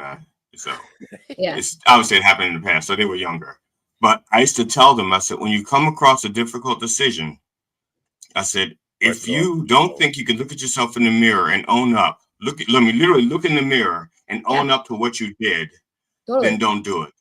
If you can't own up to it, then don't do it. If you're about to do something, you think you have to hide it from people, hide it from me, hide it from your family, then you shouldn't be doing it because you obviously feel a certain way about it. You're going to have some kind of regret. Accountability is a real bitch, right? Yeah, totally. Yeah, and like having accountability is like that takes some. You mentioned that you grew up in a time before the internet. GD and I grew up before the telegraph. So we before zip codes and there were no area codes, man. Area codes for phones. That didn't even come up in 1940. The readership, I'm assuming, and I think this is a safe bet. GD, you want to bet me on this? Let's go to betanything.com. You got it. The readership, I'm going to say it's 80% women, probably even more than that, 85% women. Yes. You know, before you answer, are you talking about the hardback or the softback, the soft paperback? I was actually talking about the audiences. The the paperback is almost half the price of the hardback, and so and you realize that a lot of men are cheap fucks. So you have to. So which book are you talking about? Let's be honest. All of them combined. Okay. I would say that like 70 to 80% of my readership is women of the age 30 to 45. Right. I think that they're based on some of my social media analytics, like I have a lot more male followers, which is bizarre. Because they see your profile picture. I'm telling you, this, I think I'm being honest, like from the male perspective. Yeah, because I'm more likely to either friend request somebody or accept their friendship if they look like you than if you look like Ron. I think Ron's a good-looking guy. But he's not a guy. That's it. Ron is actually a woman. That's Rhonda. It's Rhonda, right? Sure for Rhonda. No, I don't know. Now, for a woman, that's pretty ugly. No, stop. Anyway, here's why the readership is so curious to me, because this woman I interviewed the other night with her intimate writings and stuff. Yeah. I'm thinking women are the people who don't need to read this.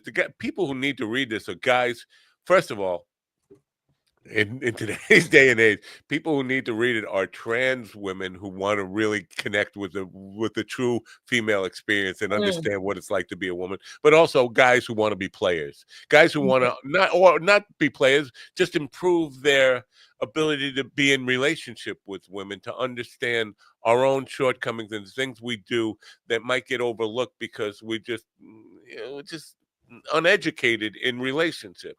So the people who need to read the book are the smallest segment of people who actually are reading the book. Is that fair to say? I think it's fair to say. I think if more men read my book, they might have a little bit more insight on how a woman ticks, like when she's in an emotional state. And I think that learning how to communicate with your partner or your friends or whoever when they're having hard moments, like I think that's pretty valuable. So more men should probably read my book. Yeah. Now, if they do read my book, I probably will get some more hate mail, but it is what it is. It is. But they have to buy the book to hate you. So you know what? Get the royalties anyway. You talk about accountability. I can take it when somebody criticizes me very harshly if they put their real name and real face to it. Yeah. What I don't like is somebody called Zebra 25. Right. Not that this person exists, but and there's a picture of like a cartoon picture in their profile. Like, no. If you're gonna bash me, at least put your name and face to it. That's all. It's like the going back to the reviews, right? Like if you're gonna put like poetry lover 1 2 3 exclamation point and give me a 1-star review and tell me that I'm a total piece of shit, like okay, like don't hide behind your name. Like be a grown up, Yeah. Matt, just for the record. Zebra 25 is actually a Zebra 25 Jr. He was named after his father. It's a family name, and I'm pretty sure they don't appreciate you mocking it. 100%. I just made that up. No, it's a real family. I'm friends with them. I'm personal friends with them. They live in Westminster. To the real Zebra 25, I apologize for using you. I just couldn't think of any. Zebra 25 Jr. Zebra 25 Senior passed away. So you're speaking ill of the dead when you say Zebra 25. Not good. Not a good position to be in. No. I'm sorry, Zebra 25. I didn't mean to include you in the program this morning. Most writers, most people who sit down and actually put word to page are introverts. Are you an introvert?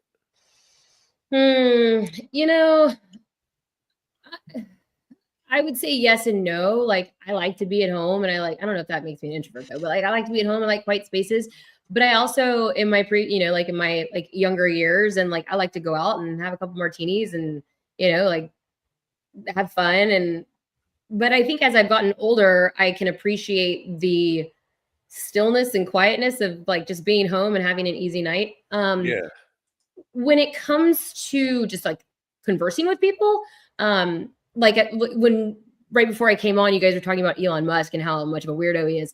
And like, I am not like that. Like, I'm not, I can have a conversation with you. I can relate to you. Am I going to talk all the time at a table full of people? Probably not. I'm going to be watching you a little bit more and just kind of processing and observing more than I would speaking.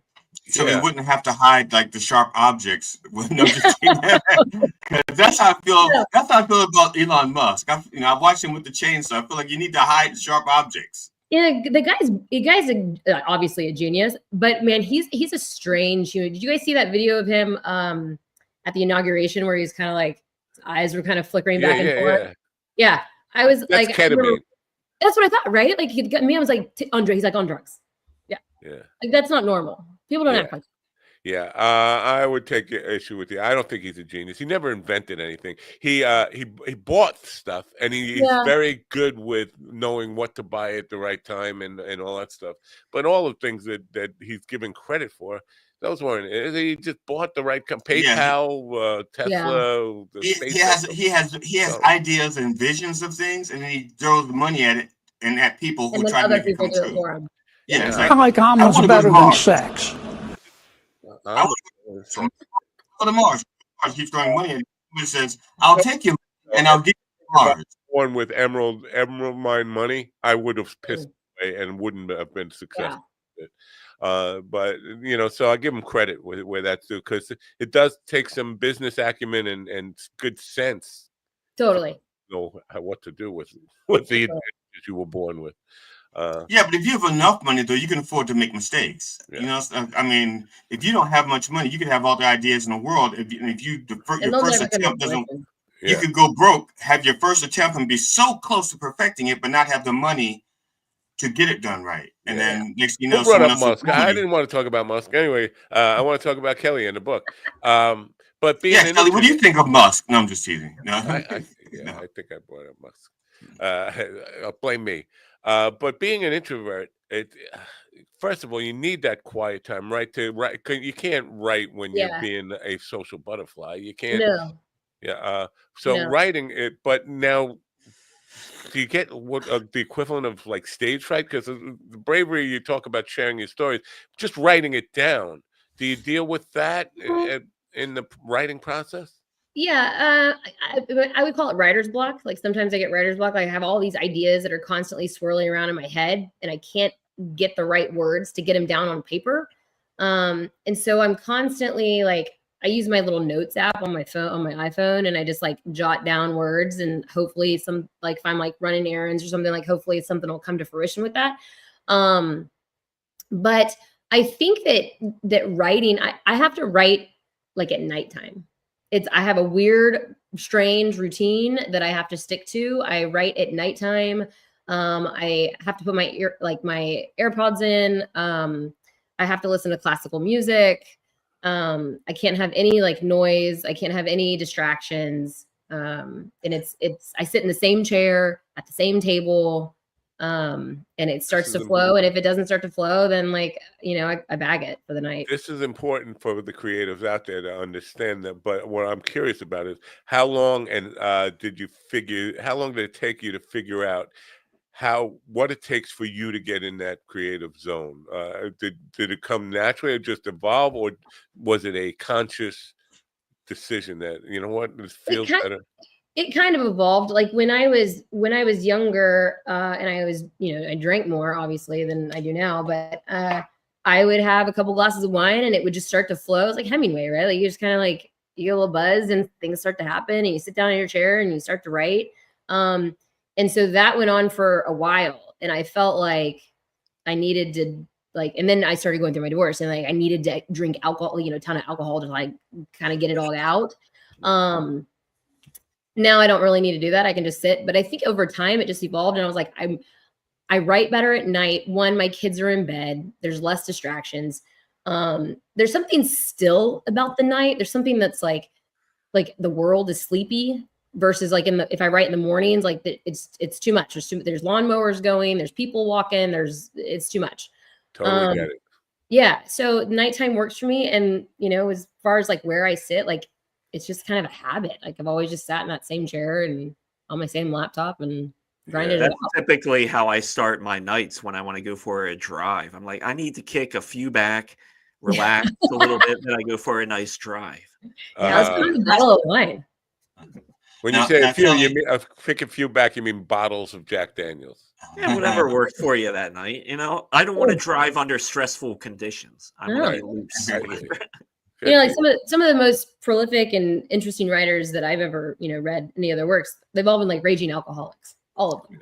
Yeah. And so like, do I condone, you know, heavy drinking and alcoholism? No, but like, there's something to be said of like, like opening up a bit the creative part of the brain when like you are a little bit more relaxed than. Hey, Hemingway set the bar pretty high for being drunk and writing. Yeah, you know, I wish we could bring back those times where I could like just pound some scotch at night and just let it flow. Yeah. Now, when you write, are you just as prolific of writing from a place of pleasure as you are from a place of pain? Yes. Great question. Ask you first. No. Yeah. Put a B on that. Another great question. Yeah. It's definitely easier to write from a place of pain. I feel like there are more words in the English language to help describe painful situations than there are for joyous situations. And so writing for writing for happy moments, or writing like about the female orgasm, or writing about like having sex or whatever, like that takes longer, I feel like, because I sit there and I'm like, you know, like how does this feel? Like, what's the right word for it? Versus like when it's painful, like it flows. But that seems like from a point of view, though, because obviously it's a point of view, it's your point of view, but you haven't experienced the orgasm. Would have one way of expressing it, but the guy giving it to you, I think his expression. What guy? He probably would just have 3 words. Would be like, "Yeah, man." Yeah, buddy. No, and like so, like I'd love to like get into the mind of a man in the minute of like, you know, in the 30 seconds of his orgasm. To know what that feels like for a man, it has to be so different for what it feels like for a woman. And like to be able to write about those two experiences side by side would be like my ultimate goal. I guess you could do like was it Johnson, not Johnson and Johnson, the people that wrote the sex manuals. You know who I'm talking about, man. Yeah. It was the K, starts with the K, right? It was the Ken. I don't know. The clinic, But the he knows male what I'm clinic, talking right? Or are we talking about the male clinic people? What Male They had a clinic. Yeah, they had a sex clinic, and it started with a K. It was a husband and wife team. Yeah, the Kinsey report. Is that what you're talking about? Could No. be. I will have a researcher, Matt. Not a researcher, Ron. Look it up. But they used to just all he did was just watch people and interview them, you know, over and over and over. I mean, like dozens and dozens of, hundreds of hours of watching. When I have my first orgasm, I'll be sure to document it. Yes, please do. Send me a note. Still waiting on it. That's kind of an interesting thing. You mentioned you used to write a lot more when you were young. The lady I interviewed last Wednesday night, she started writing her book when she was 14 and finished it when she was 28. Awesome. And I was curious, like how. Obviously, you kept your writing around and review it, and thought the stuff you wrote when you were 14 was worthy of keeping, not completely rewriting. Right. I would think I would look back at the work I did when I was young and think this is total garbage. I mean, I've grown so much. This is a child writing. Do you still have your stuff from when you were? Yeah, I still have my old stuff, and I've taken some of the old pieces and put them. They're in Unraveled. So like the very first piece in Unraveled, or the very first story, is called Devour. And that's like the piece that has won all the awards and like literary magazines and all the things, literary journals. And I wrote that years ago. And it still resonates with a lot of people. And I don't think people really understand it. I think their interpretation of it sometimes gets a little skewed, but like, I wrote that when I was younger, and I think it still hits home. But the stuff that I wrote like decades ago, I'll reread it now and I'm like, oof. Yikes. Yikes. I know that. Oof. Kinsey, Kinsey. Now, with the 2 books that I have that are yet to be published, because I'm unlike you, I'm not brave. Why are you not brave? I'm a pussy. I'm sorry. But actually, pussies are very tough. He's not. He's more like a scrotum, very sensitive, very hidden. I was talking about the pussy willow flower or whatever, or tree, Yeah. whatever. Yeah. Working with, because I did not have the resources to hire a professional line editor, was using my goddaughter to send her off. I send the stuff off, and then she would send it back, and with legitimate criticism that I would get defensive about. And it's not a comfortable. Doesn't make for a good relationship with people. How do you work with do you have a professional line editor you work with, or do you have a confidant, somebody, maybe it's your husband, or maybe, I don't know, somebody, a friend? How do you work? So I have ARC readers, advanced copy readers, who have read some of the work, and they give me some feedback, not necessarily feedback on like the grammatical stuff, just like more feedback on theme and pace. And I asked them to take note of like when they put the book down, or when they paused, or what page did they stop at, because like I want to know where their pacing was. As far as like grammatical stuff, the publishing company, they kind of did a once over, and I think the book has like 9,000 words, and out of 9,000 words, they only had 27 grammatical changes. So there's not a whole lot of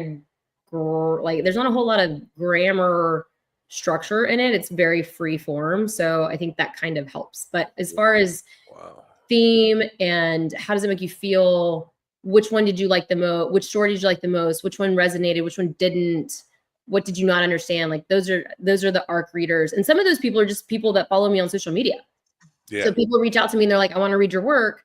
And I'm like, I'll send you a copy of the book, or I'll send you, a copy of the manuscript, and let me know what you think. And I ask all these questions, and I'm like, take note when you're, what page did you put it down on? When did you start to lose interest? Like, now that's an interesting thing, because YouTube and in the digital age, we're all about analytics and looking at where people stop watching the video.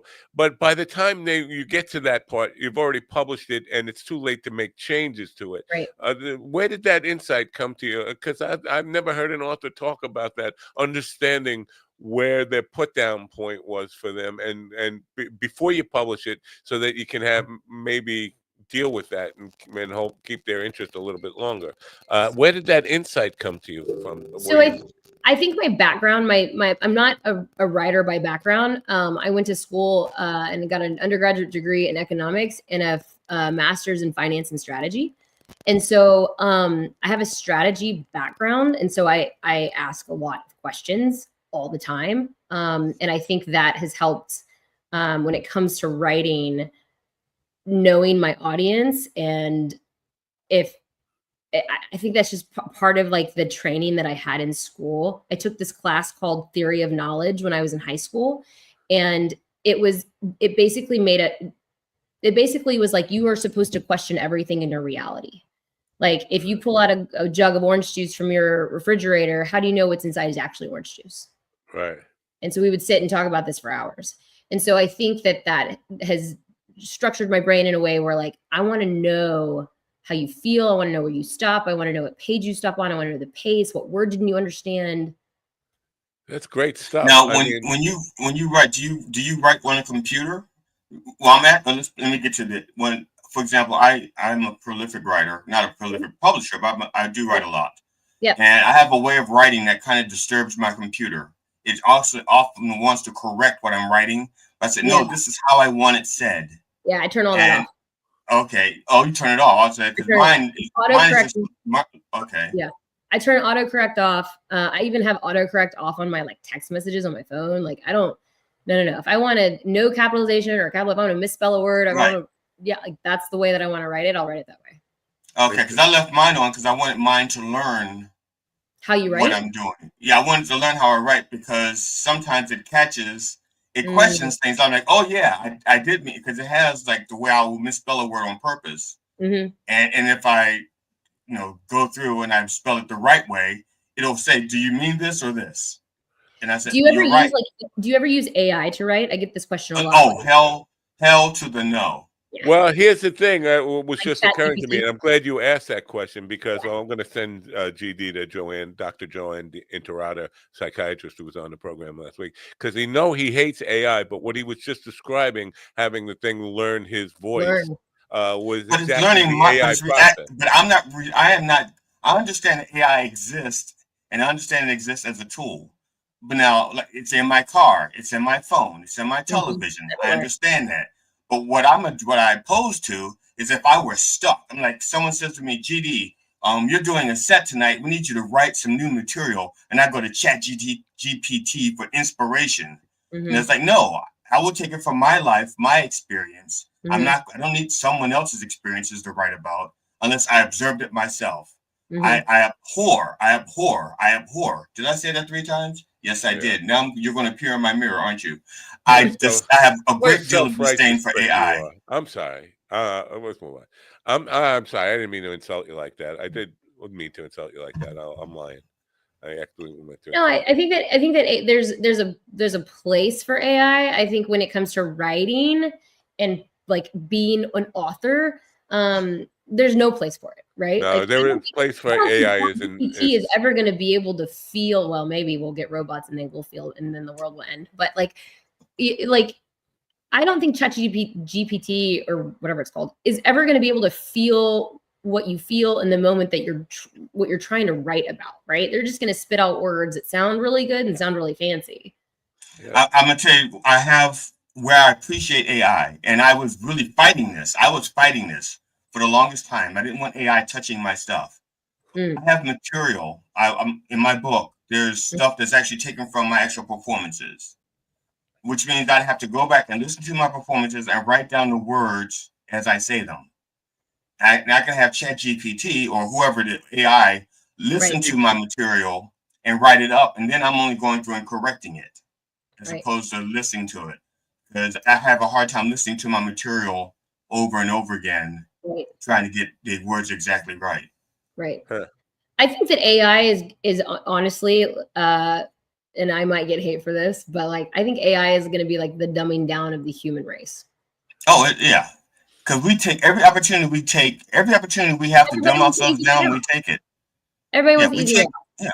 We take every opportunity to dumb ourselves down. We take it every time. Yeah, I mean, like when we were in school and college or whatever, like we like had to crank out papers with like a pen, right? Write our stuff out. And we had to research. We had to go to the library and Britannicas and all the things. Like they just pop it in now. They don't. There's no actual like learning. There's no like curiosity anymore. I feel like AI is taking the curiosity out of the human species. Before we got these things, I probably had memorized over 120 phone numbers. Phone numbers. People, phone numbers and people, and you addresses. You had to. The phone that was hanging on the wall in the kitchen with the really long cord that was all strung up. And wow, you like, can't be old enough to remember that. Well, maybe I don't know, but it just seems like I remember those days. But how many people actually, other than my phone number and my wife's phone number? Yeah, I don't know anybody's phone number. I don't think I have. And 911. I think I know 911. Yeah, 911. But if they ever change 911, I will never know. So I think I used to know like 120 phone numbers and addresses, and now I know 3 or 5 phone numbers. Yeah, and 3 of them are 911 and 411 and 811. We used to have a phone number we could call to get the correct time, and it was NESTLES. Nestle. Yeah, 936-1212. And what was the other one? We had correct time. You can call for weather. You'd also have one for weather. Yeah, just weird stuff. I'm sorry. Time was 844-1212. Weather was 93939. You still do remember stuff. Look at that. Even as old as you are, your memory is still intact. Well, I know 844-1212 because I've done so many memes about that with a clock in the background saying to people, "Do you know what this number is?" All right, let's wrap things up in helping Kelly sell this book. It's called Unraveled. Did you read the audiobook yourself? So this one doesn't have an audiobook. No audiobook. No audiobook. It's 2025. I know. The reason I didn't do an audiobook for this one is I really want people to, the way that I've written it on a page is a story in itself. Yeah. So the way that your I understand that there is no comparison to the old-fashioned reading the book for yourself rather than having mommy read your story at night. The second book that's coming out it's a bigger book, it's a chunkier book, and that will have audio and Kindle and all the fancy electronic parts. It sounds to me Now, like I'm not being critical here, but it sounds to me that like you're trying to force people to be grown-ups when we're in a world where nobody is a grown-up, because we're in a very tough time where literacy is on the decline, and people. I'd rather have mommy read me the book while I drive on a long drive or something, And rather than. I can appreciate that, right? I have an Audible account that I listen to, books on tape if, sometimes. But man, there's nothing that compares to being able to hold a book in your hand and read. Yeah. To sell books, the hard copy is available, the paperback copy is available. And if you're a hater, buy the paperback because it'll burn easier. It'll burn easier. It'll burn easier. Okay? My wife is a very avid reader, and she likes books, and she has her Audible account and stuff because she likes to listen to that while she works. But she really likes paranormal romance, so that's her paranormal romance. Yeah, I've had a couple of those authors on where women are having relationships with ghosts or vampires, werewolves. Yeah. It's so weird. It's kind of. They're very explicit. They are. I've read some very smutty books, and I'm like, man, how do these authors not get hate? Hey, anything you got to do to keep the oven warm. That's the way I look at it. Yikes. Wow. So now the next book is going to be a collection of short stories. Yeah. Do you have like a hero? I mean, for me, this is going to date me. Andy Rooney. I loved his essays. And I love those kind of short stories where there. I'm not laughing at you, man. I'm laughing at Ron's expression. No, you are. I'm fine. Laugh at the old man. It'll come back. You just play this back and watch Ron's expression when you say Andy Rooney. Andy Rooney. He lights up. He lights up. Do you have a personal hero as far as short stories or essays or essays? Yeah, I love Joan Didion. I think she's a phenomenal journalist and essayist. I love her her books, her work. I read a lot. Obviously, I think to be a good writer, you got to read a lot. You got to read across genres. So I mean, I've got in my downstairs part of my house. I mean, this is wall to wall, ceiling to floor books. But I would say Joan is probably one that I'm like, she was a voice of her time for sure. In all the authors, and there's been countless authors that I've talked to over the last 10 years or so, only one of them said to me they don't read. Like, how do you write? How do you not read if you're a writer? Yeah, I don't know. It was baffling to me, and I like, how do you? It's like a songwriter saying, or a musician saying, "I've never listened to the radio." Like, come on, I've never listened to music. Right. Come on. No, you gotta read and like read stuff that you don't want to read. Read things that like, you don't understand. I think we all have to have something to emulate. I mean, nobody can just like, not that we're copying anybody, but nobody can come fresh out of the womb and start being an artist. No. You have to have some inspiration, some kind of foundation to begin. When I was 7 years old, I read the unabridged dictionary. So I have read every book in English language already, just in different orders. Just to put it in order. I've already read it. You can use the word narcissist now if you want. I put the narc in narcissist. Oh, anyway. Well, Kelly, thank you for being here. We appreciate you coming on. The Amazon link is shortened, but it's in the description. You can go there and buy Unraveled today. We always like to say, you got to buy the book because people, they read the synopsis. That's enough. No, you got to read the book. You got to get the book. There's more into it. Yeah. Well, and please, if you do, when you do put out your next book, please consider coming back. It was a pleasure. Oh, absolutely. This has been awesome, y'all. I appreciate all so much. All right. Let me take the book out before we say goodbye because it would cover my beautiful face, and we don't want that to happen. Have a great day, and thanks for being part of the program. And awesome. Thanks, y'all. Bye for now. Kelly Kessoff, folks. And Unraveled is in bookstores now. It's in Amazon. It's Barnes & Noble, but buy it from the Amazon place so we can keep track of it. That link will know if we were the reason you bought that book. Anyway, TD, you have any more narcissistic comments you want to make? I don't have any more or any less.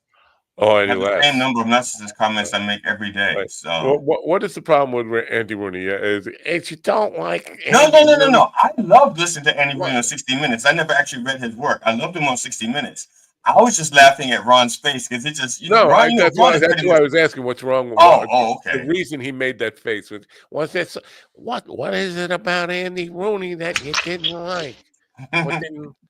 Well, it's not about not so much. It's just because I always just remember him as just such an old man. Like, yeah, you remember racism back in the day? Well, I enjoyed it. Yeah. Once you read his work, you see him in a whole different light. I mean, his essays are fucking tremendous. It really. If the way he talks is like he writes, it's just I just really loved the way he wrote. Yeah. You know? I think all those bits on 60 Minutes, he was just reading off a teleprompter. It was exactly his way. Yeah. So. I love going to gangbangs and changing the sheets for everybody. Yeah. Now what I wonder about, because like for example, Lewis Black, I used to love his material, and he used to do a thing on Comedy Central on the Daily Show on Wednesdays. It was called Back in Black. And he didn't write that material. Someone else is writing that. Someone else is writing that stuff he does on Back. Oh, you're ruining it for me. Oh, you're killing my whole image. He says he doesn't have to change word because they know his voice so well that he doesn't even. He just goes and can just read it. And so I don't know if they did that for Andy Rooney or not. You know what I'm saying? No, if you know his voice, no. I suspect that Andy Rooney did his own work. And absolutely. I suspect that in the case no of doubt in my mind. After reading a bunch of his collections of essays and stuff, that was his writing. But the Lewis Black stuff is shocking to me. Yeah, I told my wife I didn't think he was writing it only because before he admitted it. I was a Lewis Black fan, and at one point I could see him forcing it and running out of material because he had black in his name. No, because he had Lewis in his black in his name. Look at this. I should hit the my other. Look at that angle. Hey, folks, you can see how cluttered this room is back there now. I got. And you also missed the spot shaving. I got this thing hooked up because I want to have close-ups on the painting stuff. Okay. But it's not going great. It's not going great. Lewis Black, by the way, tomorrow night, John Pavaramo, my friend. I call him my friend. He's been on the program 4 or 5 times. I've been on his program once.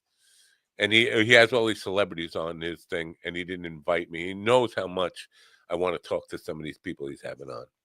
But starting tomorrow night, he's got the podathon, his own podathon, 24-hour podcast for MS, and he's got Lewis Black on.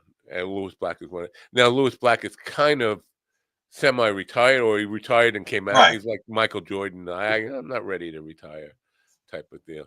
But to get him on one of these, like it's unusual to have him on. So good for him. I mean, that would be. But again, all these people he's got on. You could ask your buddy Matt. I mean, I do a lot to promote John's stuff. You could just have me in the background. Over the years, one of the things I noticed about Lewis Black was that he was starting to become a parody of himself. You know, and that's one of the things I noticed about people after a while, once they become, because I never want to be a parody of myself. Am I a parody of myself? I think I am. I'm either a Muppet or I'm just. Yeah. I lost control. I lost connection to who I really was before I became this Mr. Potato Head Monopoly guy.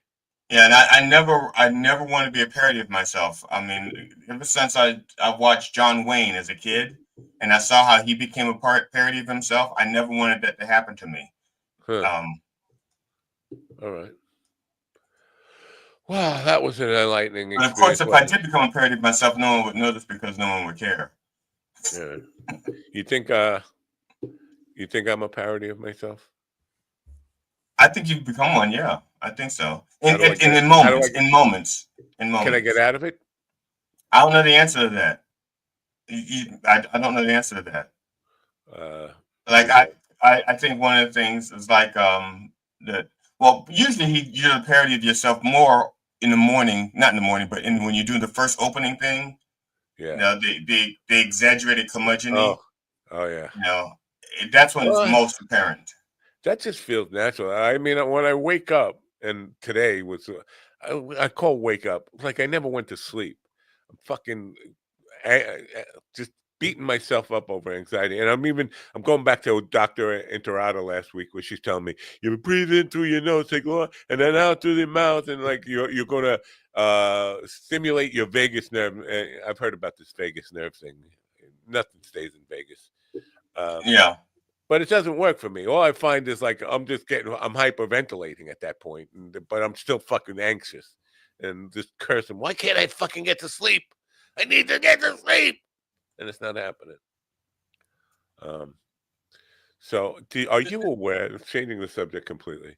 Are you aware? And I'm not sure how long this is going to be in effect for, but you can contact the post office and have a picture texted to you of the mail you're supposed to get that day before you get your delivery. My wife, I think, is aware of that, because she'll say to me, "We should be getting such and such and so like that." Yeah. So my wife told me because I was expecting a check. Let's just say a check I really, really want. And my wife said, A "Yeah, check that you want, that you really, really want? I Tell me really, about really the want." check that you really, Yeah, really want. I'll tell you about the check that I really, really want. And my How wife, much is the check that you really, really want? yeah, I didn't get the check that I really, really want. You want to know why? Because my wife came to me and said the check that you really, really want, that check you really, really, really want, is in the mail. And then the post, they're doing construction across the street there, whatever the guy's got. And there's trucks. And where I live, it's rural. You got to have all your mailboxes have to be on that side of the street. They can't be on the. Right. So the mailman saw that there's a truck in front of the mailbox and just said, "I'm not delivering it today." So I know my check is there, but it didn't get delivered. Now I have to wait until today. Hopefully it'll be there. But it's like, you know what? It's kind of, in the old days, I would go drive to the post office, ask the postmaster to come out and say, your guy didn't deliver my check. I got it in the mail. I know it's in there. And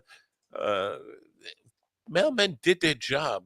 Oh, truck. Well, that's an excuse not to deliver. Well, that's the other thing, because back in the day, they didn't even have, they had a truck that was left at the corner, and they walked the route right with the bag, and then they back up the other side, and then they got in the truck and drove off. Yeah, and they walk like 4 or 5 blocks and then come back and then pull it up to another 4 Yeah, or 5 I blocks. mean, I remember the mail people when I was growing up had calves like this.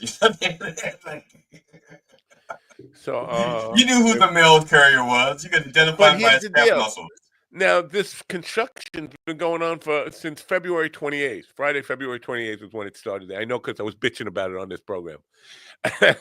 And the truck's going to be back there again today. So the guy's going to pull up again with my check and see that truck is parked in front of the mailbox.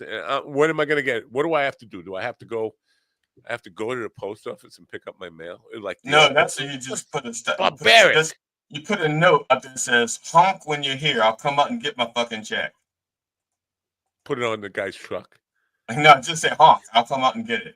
Yeah, but how the guy is going to read the note? I have to put it on the truck. Put it at the end of the truck. The last truck. Put it on the mailbox.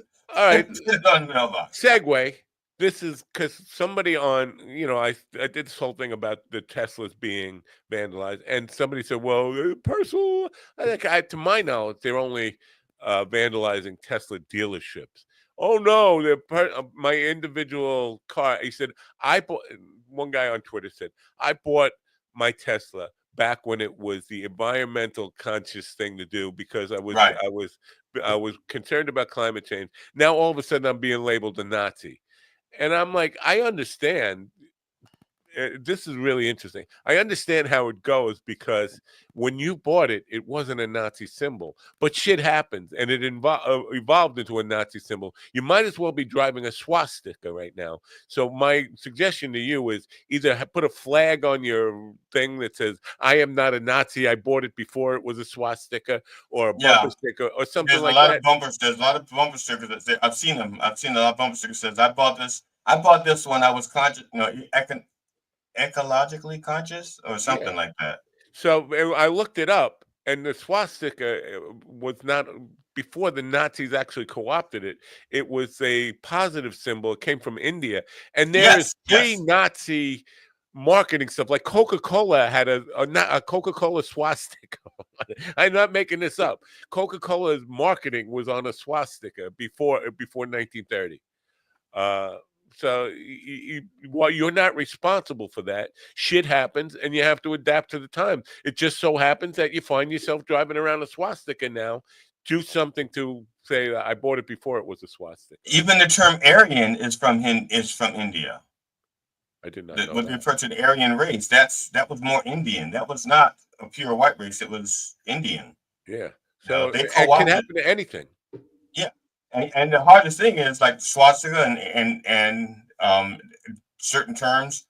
Like, the Indians, for instance, they can't take it. They can't take it back. They tried. This was not a Groucho. This was not a Groucho costume until it was. Like before Groucho existed, you could have walked around like this, and nobody would have said, "Ah, Groucho Marx." And now, I get Groucho Marx. Yeah. That shit happens. You have to roll with it. So yeah, well, I feel for the guy. I don't want him. And people are saying, "How dare you compare yourself to?" I'm not comparing myself. I'm not burning Teslas. I just don't have. I'm not going to cry any tears for anybody who gets their Tesla burned or a dealership that does. I can't have any sympathy for this stuff. And I feel bad for people who bought Teslas back when they were trying to be responsible about the environment.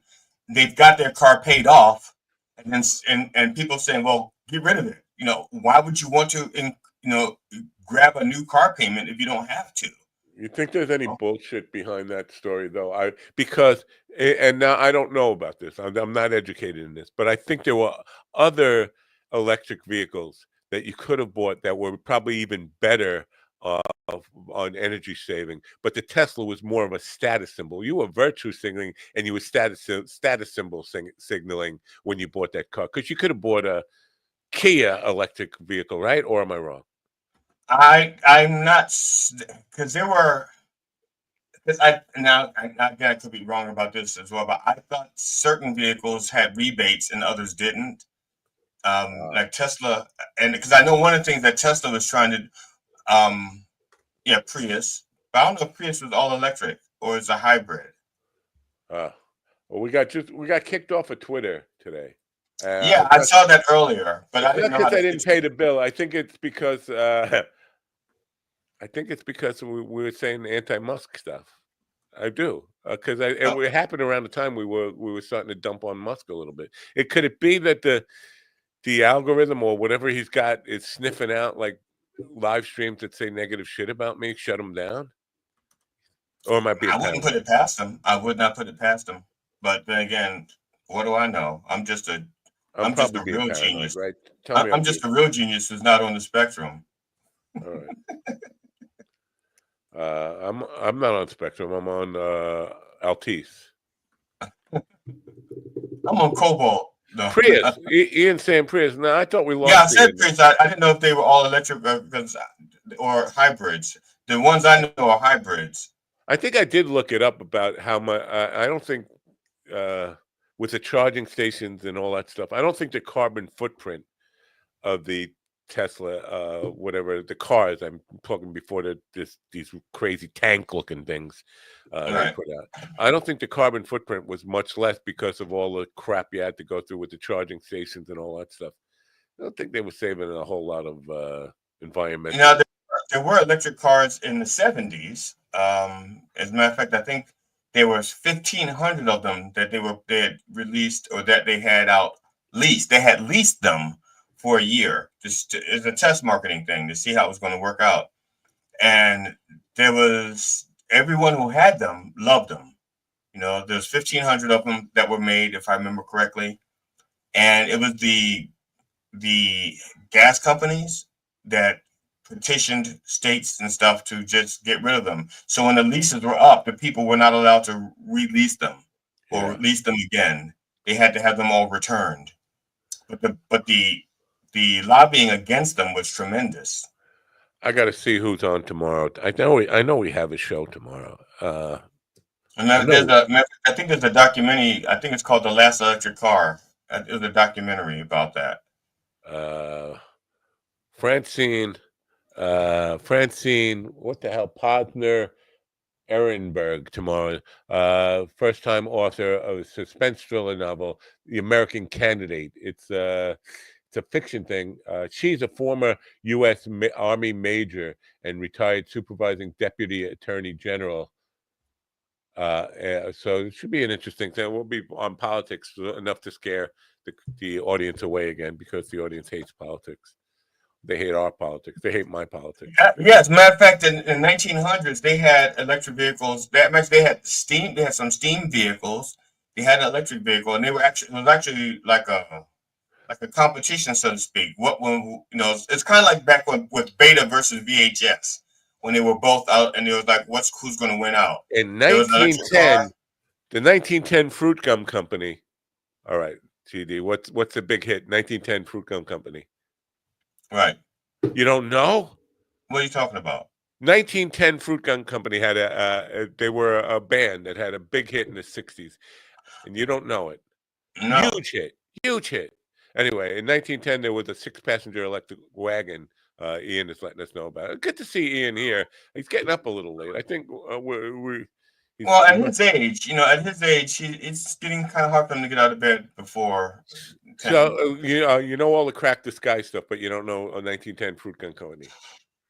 I probably know it once I hear it, but no. 1, 2, 3 Red Light. And I don't know all of the Crack the Sky stuff. I only know the stuff on their first 3 albums, because anything after the first 3 albums, I didn't even know they were still together until I found out, and then I started to try to listen to it. And I went, "This is not the same Crack the Sky that I grew up with."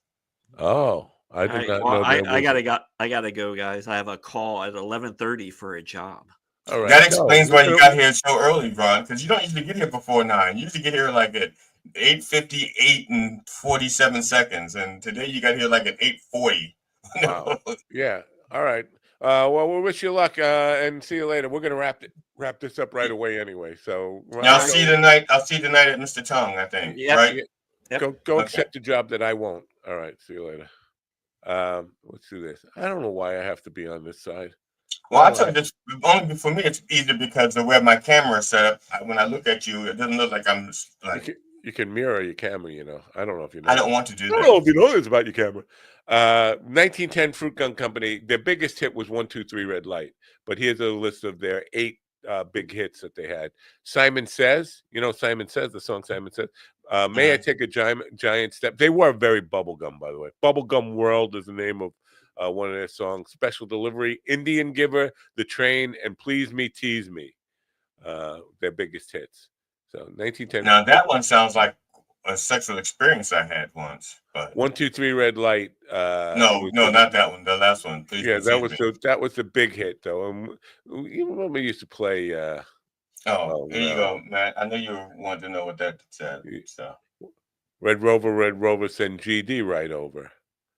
You remember that? I think they had a Red. Yeah, Rover. I'm over right now. I think they had a Red Rover song. Red Rover. All right, Ian, get up early tomorrow. You're showing up way too late. We need you. You're like the 5th Beatle, the 5th Coffee. You're like the 5th half and half. I don't know what you are. You're 5th. But you know you're important to us. You're like a 5th of Jack Daniels. That's what you are. You make me drunk. It's like our message to Ian is, without you, it's stay in the chat room. Yeah, your chatting is very important to us. Please stand by. Your chatting is very important to us. Please stand by. He pleads the 5th. There you go. Let's get out of here. Tomorrow, another first-time author. We don't have a guest on Friday, and I'm thinking I might take a day off on Friday. Does that sound like a good thing? A day off? I don't know. What am I got something. No, I don't have anything planned. Is that Friday? Yeah, it's Friday. Okay, yeah. If you want to take a day off, just let me know what buttons to push. I know it's still super, super secret. Let me ask you a personal question. Sure. How long? No, I don't know how long it is. When does your Social Security check come? First week, second week, third week? Third Wednesday. Oh, it is because your last name begins with an F. I thought it was based on the the letters of your name being like, because I'm N, the second half of the alphabet. That's why I'm pushed back into the later part of the month. So I'm pretty sure there's something to that. What your last name begins with. They just, when I applied, they said, this is when it's going to happen. I said, okay. So third Wednesday was last Wednesday. Yes. You get your check? I got mine and yours. Wow. See, I thought mine was always the third Wednesday. I didn't get one last week. So that's because I got it. You son of a fuck. See, I would call you a son of a bitch, but I'm trying to be nice to your mother. That's the check that I want, that I really, really want. I don't know. I'm worried. I'm worried. That means I have to take this job when they. Why are you getting a check instead of auto deposit? Well, that's what I get, auto deposit. Oh, okay. Yeah, direct deposit, whatever it's called. But the check that you're getting in the mail that you're waiting for. Oh no, it's not that. That's not the Social Security. I know. I know. I'm just saying, why didn't you get that like electronically sent to you? It's a weird thing with these booking, because it would come from an agency that books me for entertainment stuff. Some of them have ACH, which is direct deposit. Some of them mail you old fashioned, and every time this fucking drives me crazy. They mail you a check that has these perforated things, rip off here, and it's all part of the envelope. Like, God, you make it so hard to open this fucking thing and get the check out where I could just pull a check. Well, they're hoping that you rip the check in half and say, I don't need this money anyway. Absolutely. And so I can't cash it now. That's what it's all a big plot. Now, have you ever not been paid by, because the first corporate gig I did as a comedian, I didn't get, and I got like rave reviews and everything. And then the person who booked it apparently didn't do something right on their end, and they didn't pay me. And I filled it out, and I kept writing them and calling, and they didn't pay me. So I said, okay, fuck it. I'll just write it off as a tax thing. I was just wondering, have you ever not been paid, and did you just write it off, or did you pursue it with dogged determinism? I went to determination. There have been times when I did not get paid. There were once or twice where I came down to go into court over it. There have been times where, let's just say, the person was out of fear finally paid up. That's just, let's put it that way. Well, I had one where I was it was $400, and I had to go to court over, and they said, okay, you have to pay, and they still didn't pay. Wow. Yeah. There was a time we had an agent who booked us, and we're overtime. I don't care. The guy's name was Ross Cipolla. And he was he wanted to manage the band, but he was really just a booking agent. And he got us all these terrible gigs.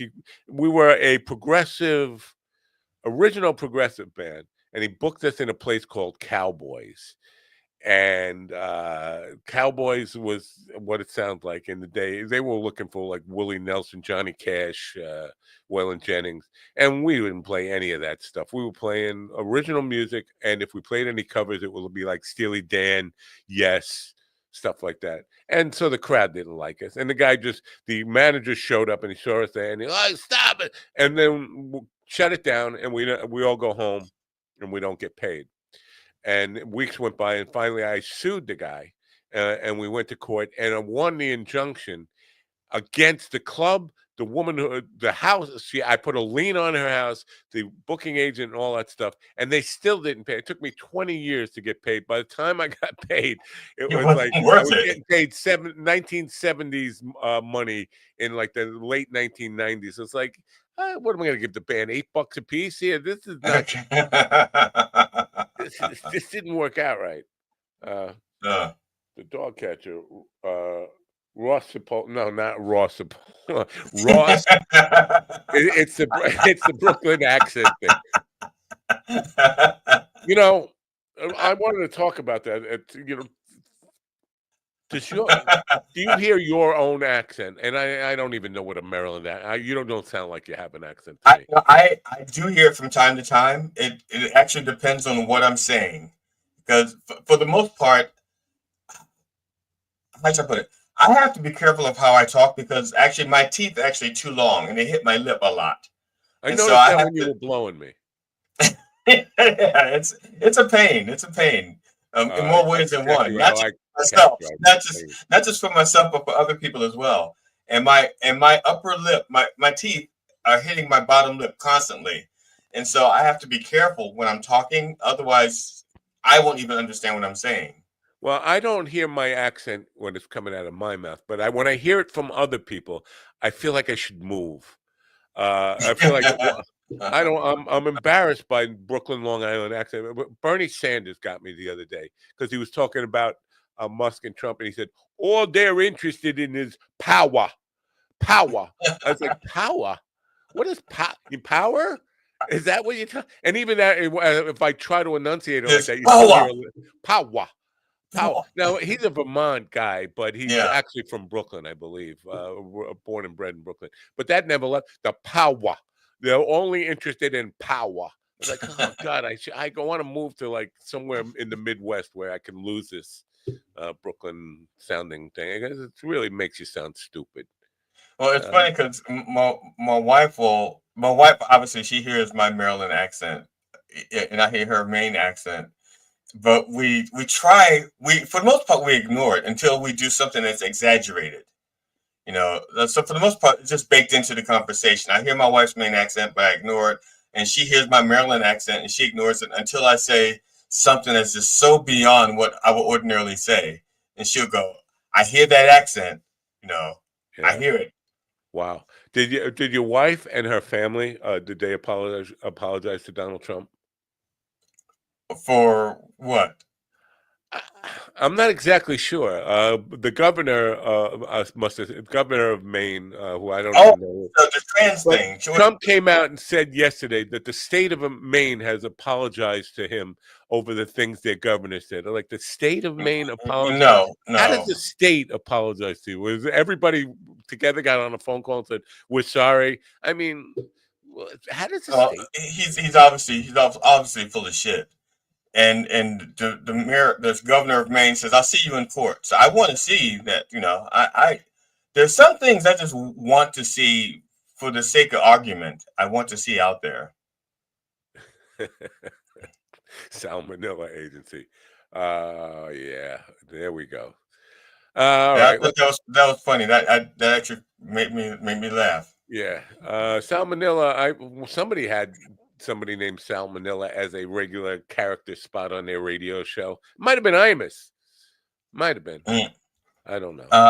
I was talking to Steven earlier. I was telling him about I ran a joke by him that because I don't write many jokes. Most of what I do is short stories when I'm on stage, and I only write jokes to help move things along, so the story doesn't drag out too long.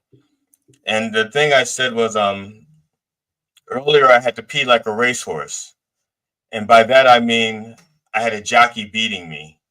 Oh, I thought you and meant standing. Oh no, because usually you sit to pee. Yeah, you said stand. Yeah, just like I was standing and running, and so I said, and by that I mean a jockey was beating me, and then I says, and now that's the only way I can pee, and so I ran it by what's his face, Steven. How quickly we forget his name? He's been dead for what, 12 hours? He's only been dead for 2 hours, so I forgot his name already.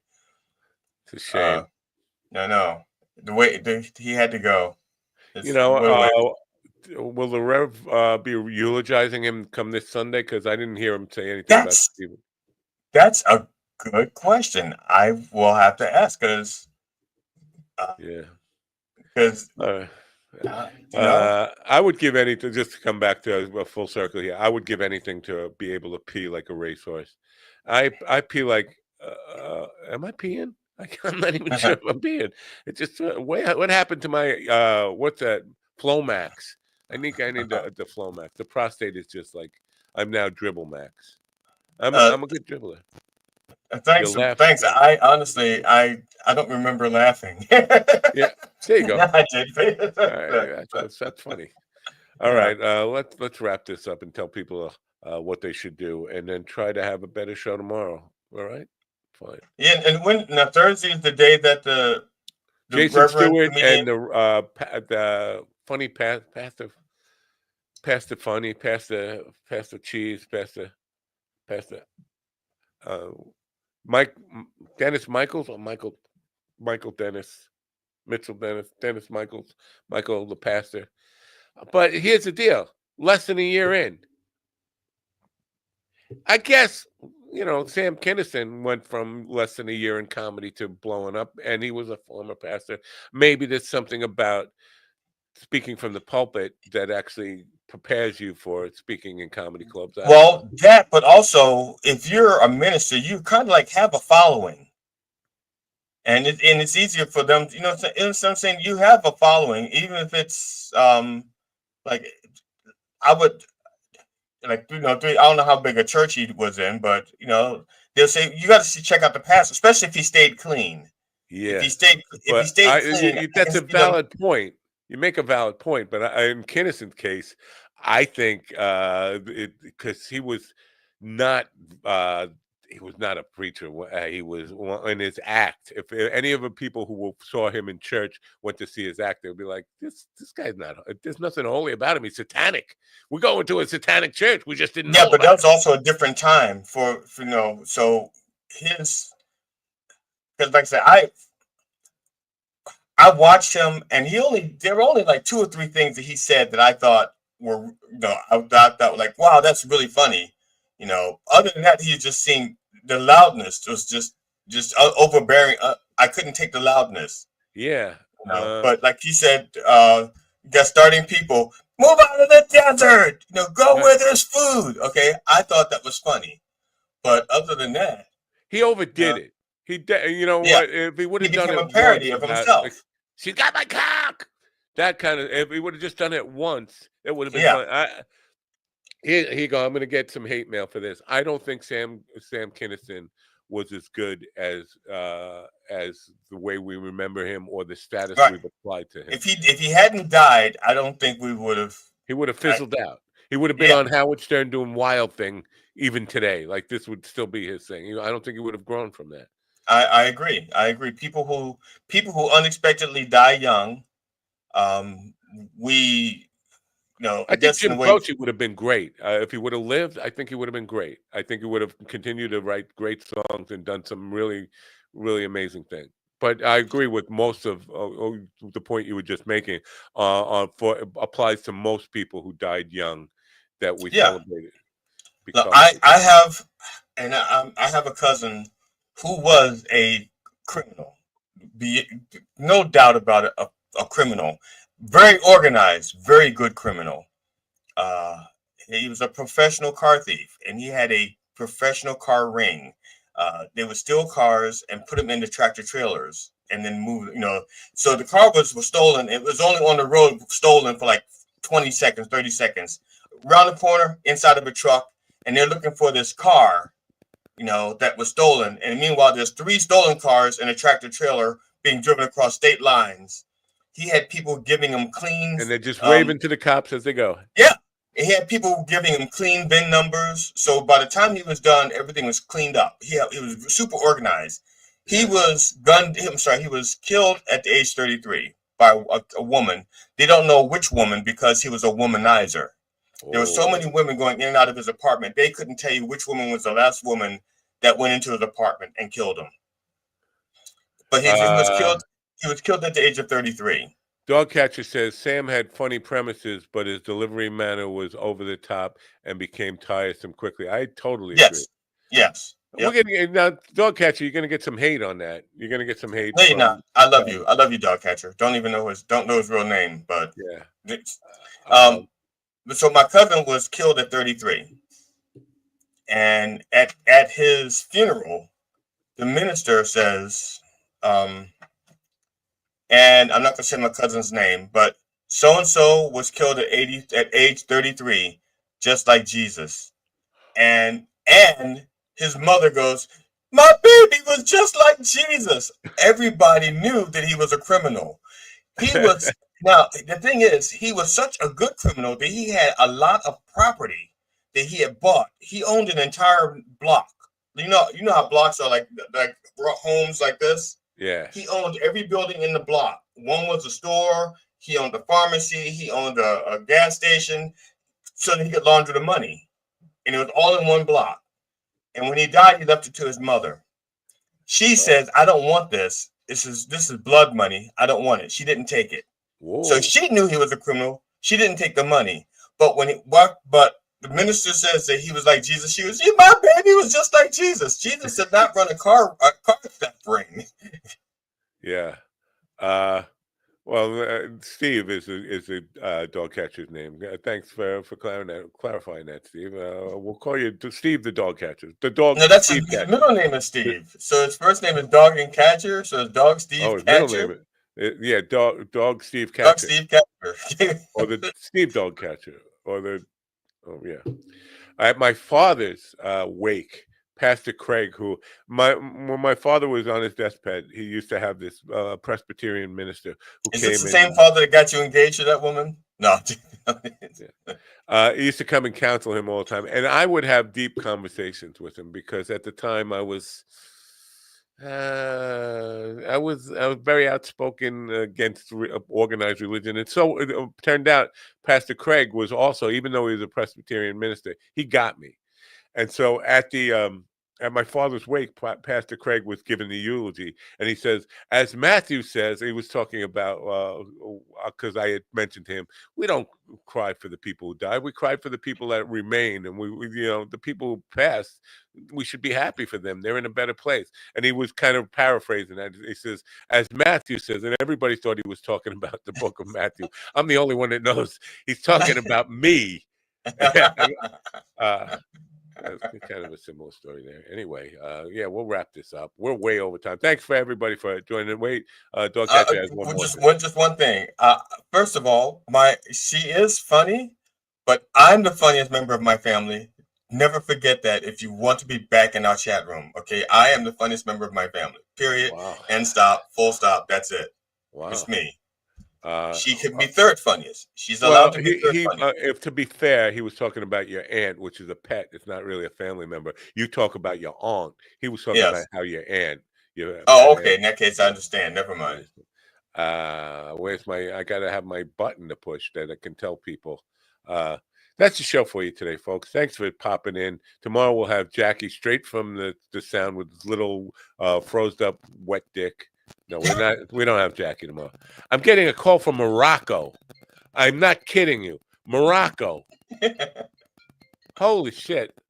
Maybe I got to check. A dead uncle died in Morocco. Morocco called me. Wouldn't that be a call from Nigeria? No, that would be your Prince cousin. Yeah. Going to voicemail. We'll see what the Morocco person has to say on my voicemail. That was a weird one. All right. Don't forget to turn on your radio. Bye for now. Have a great day. See you. Bye.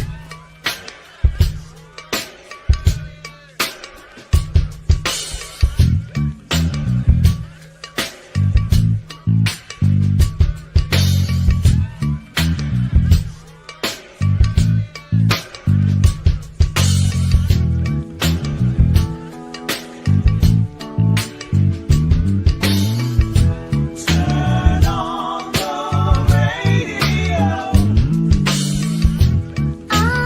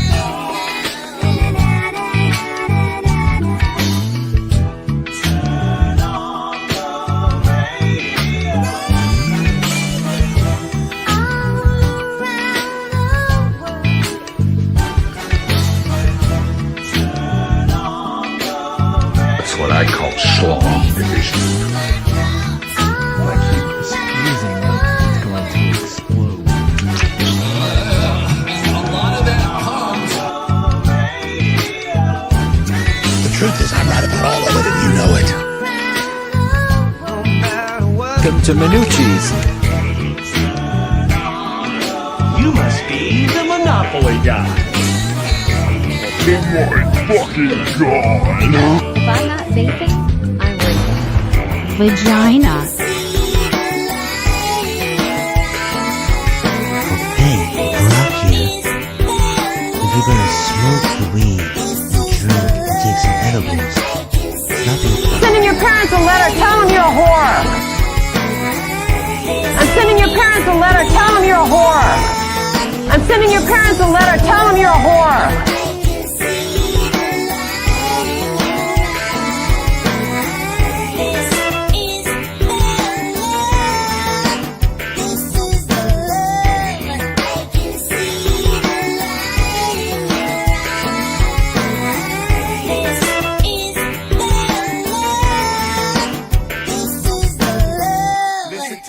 Listen to me, listen to me now.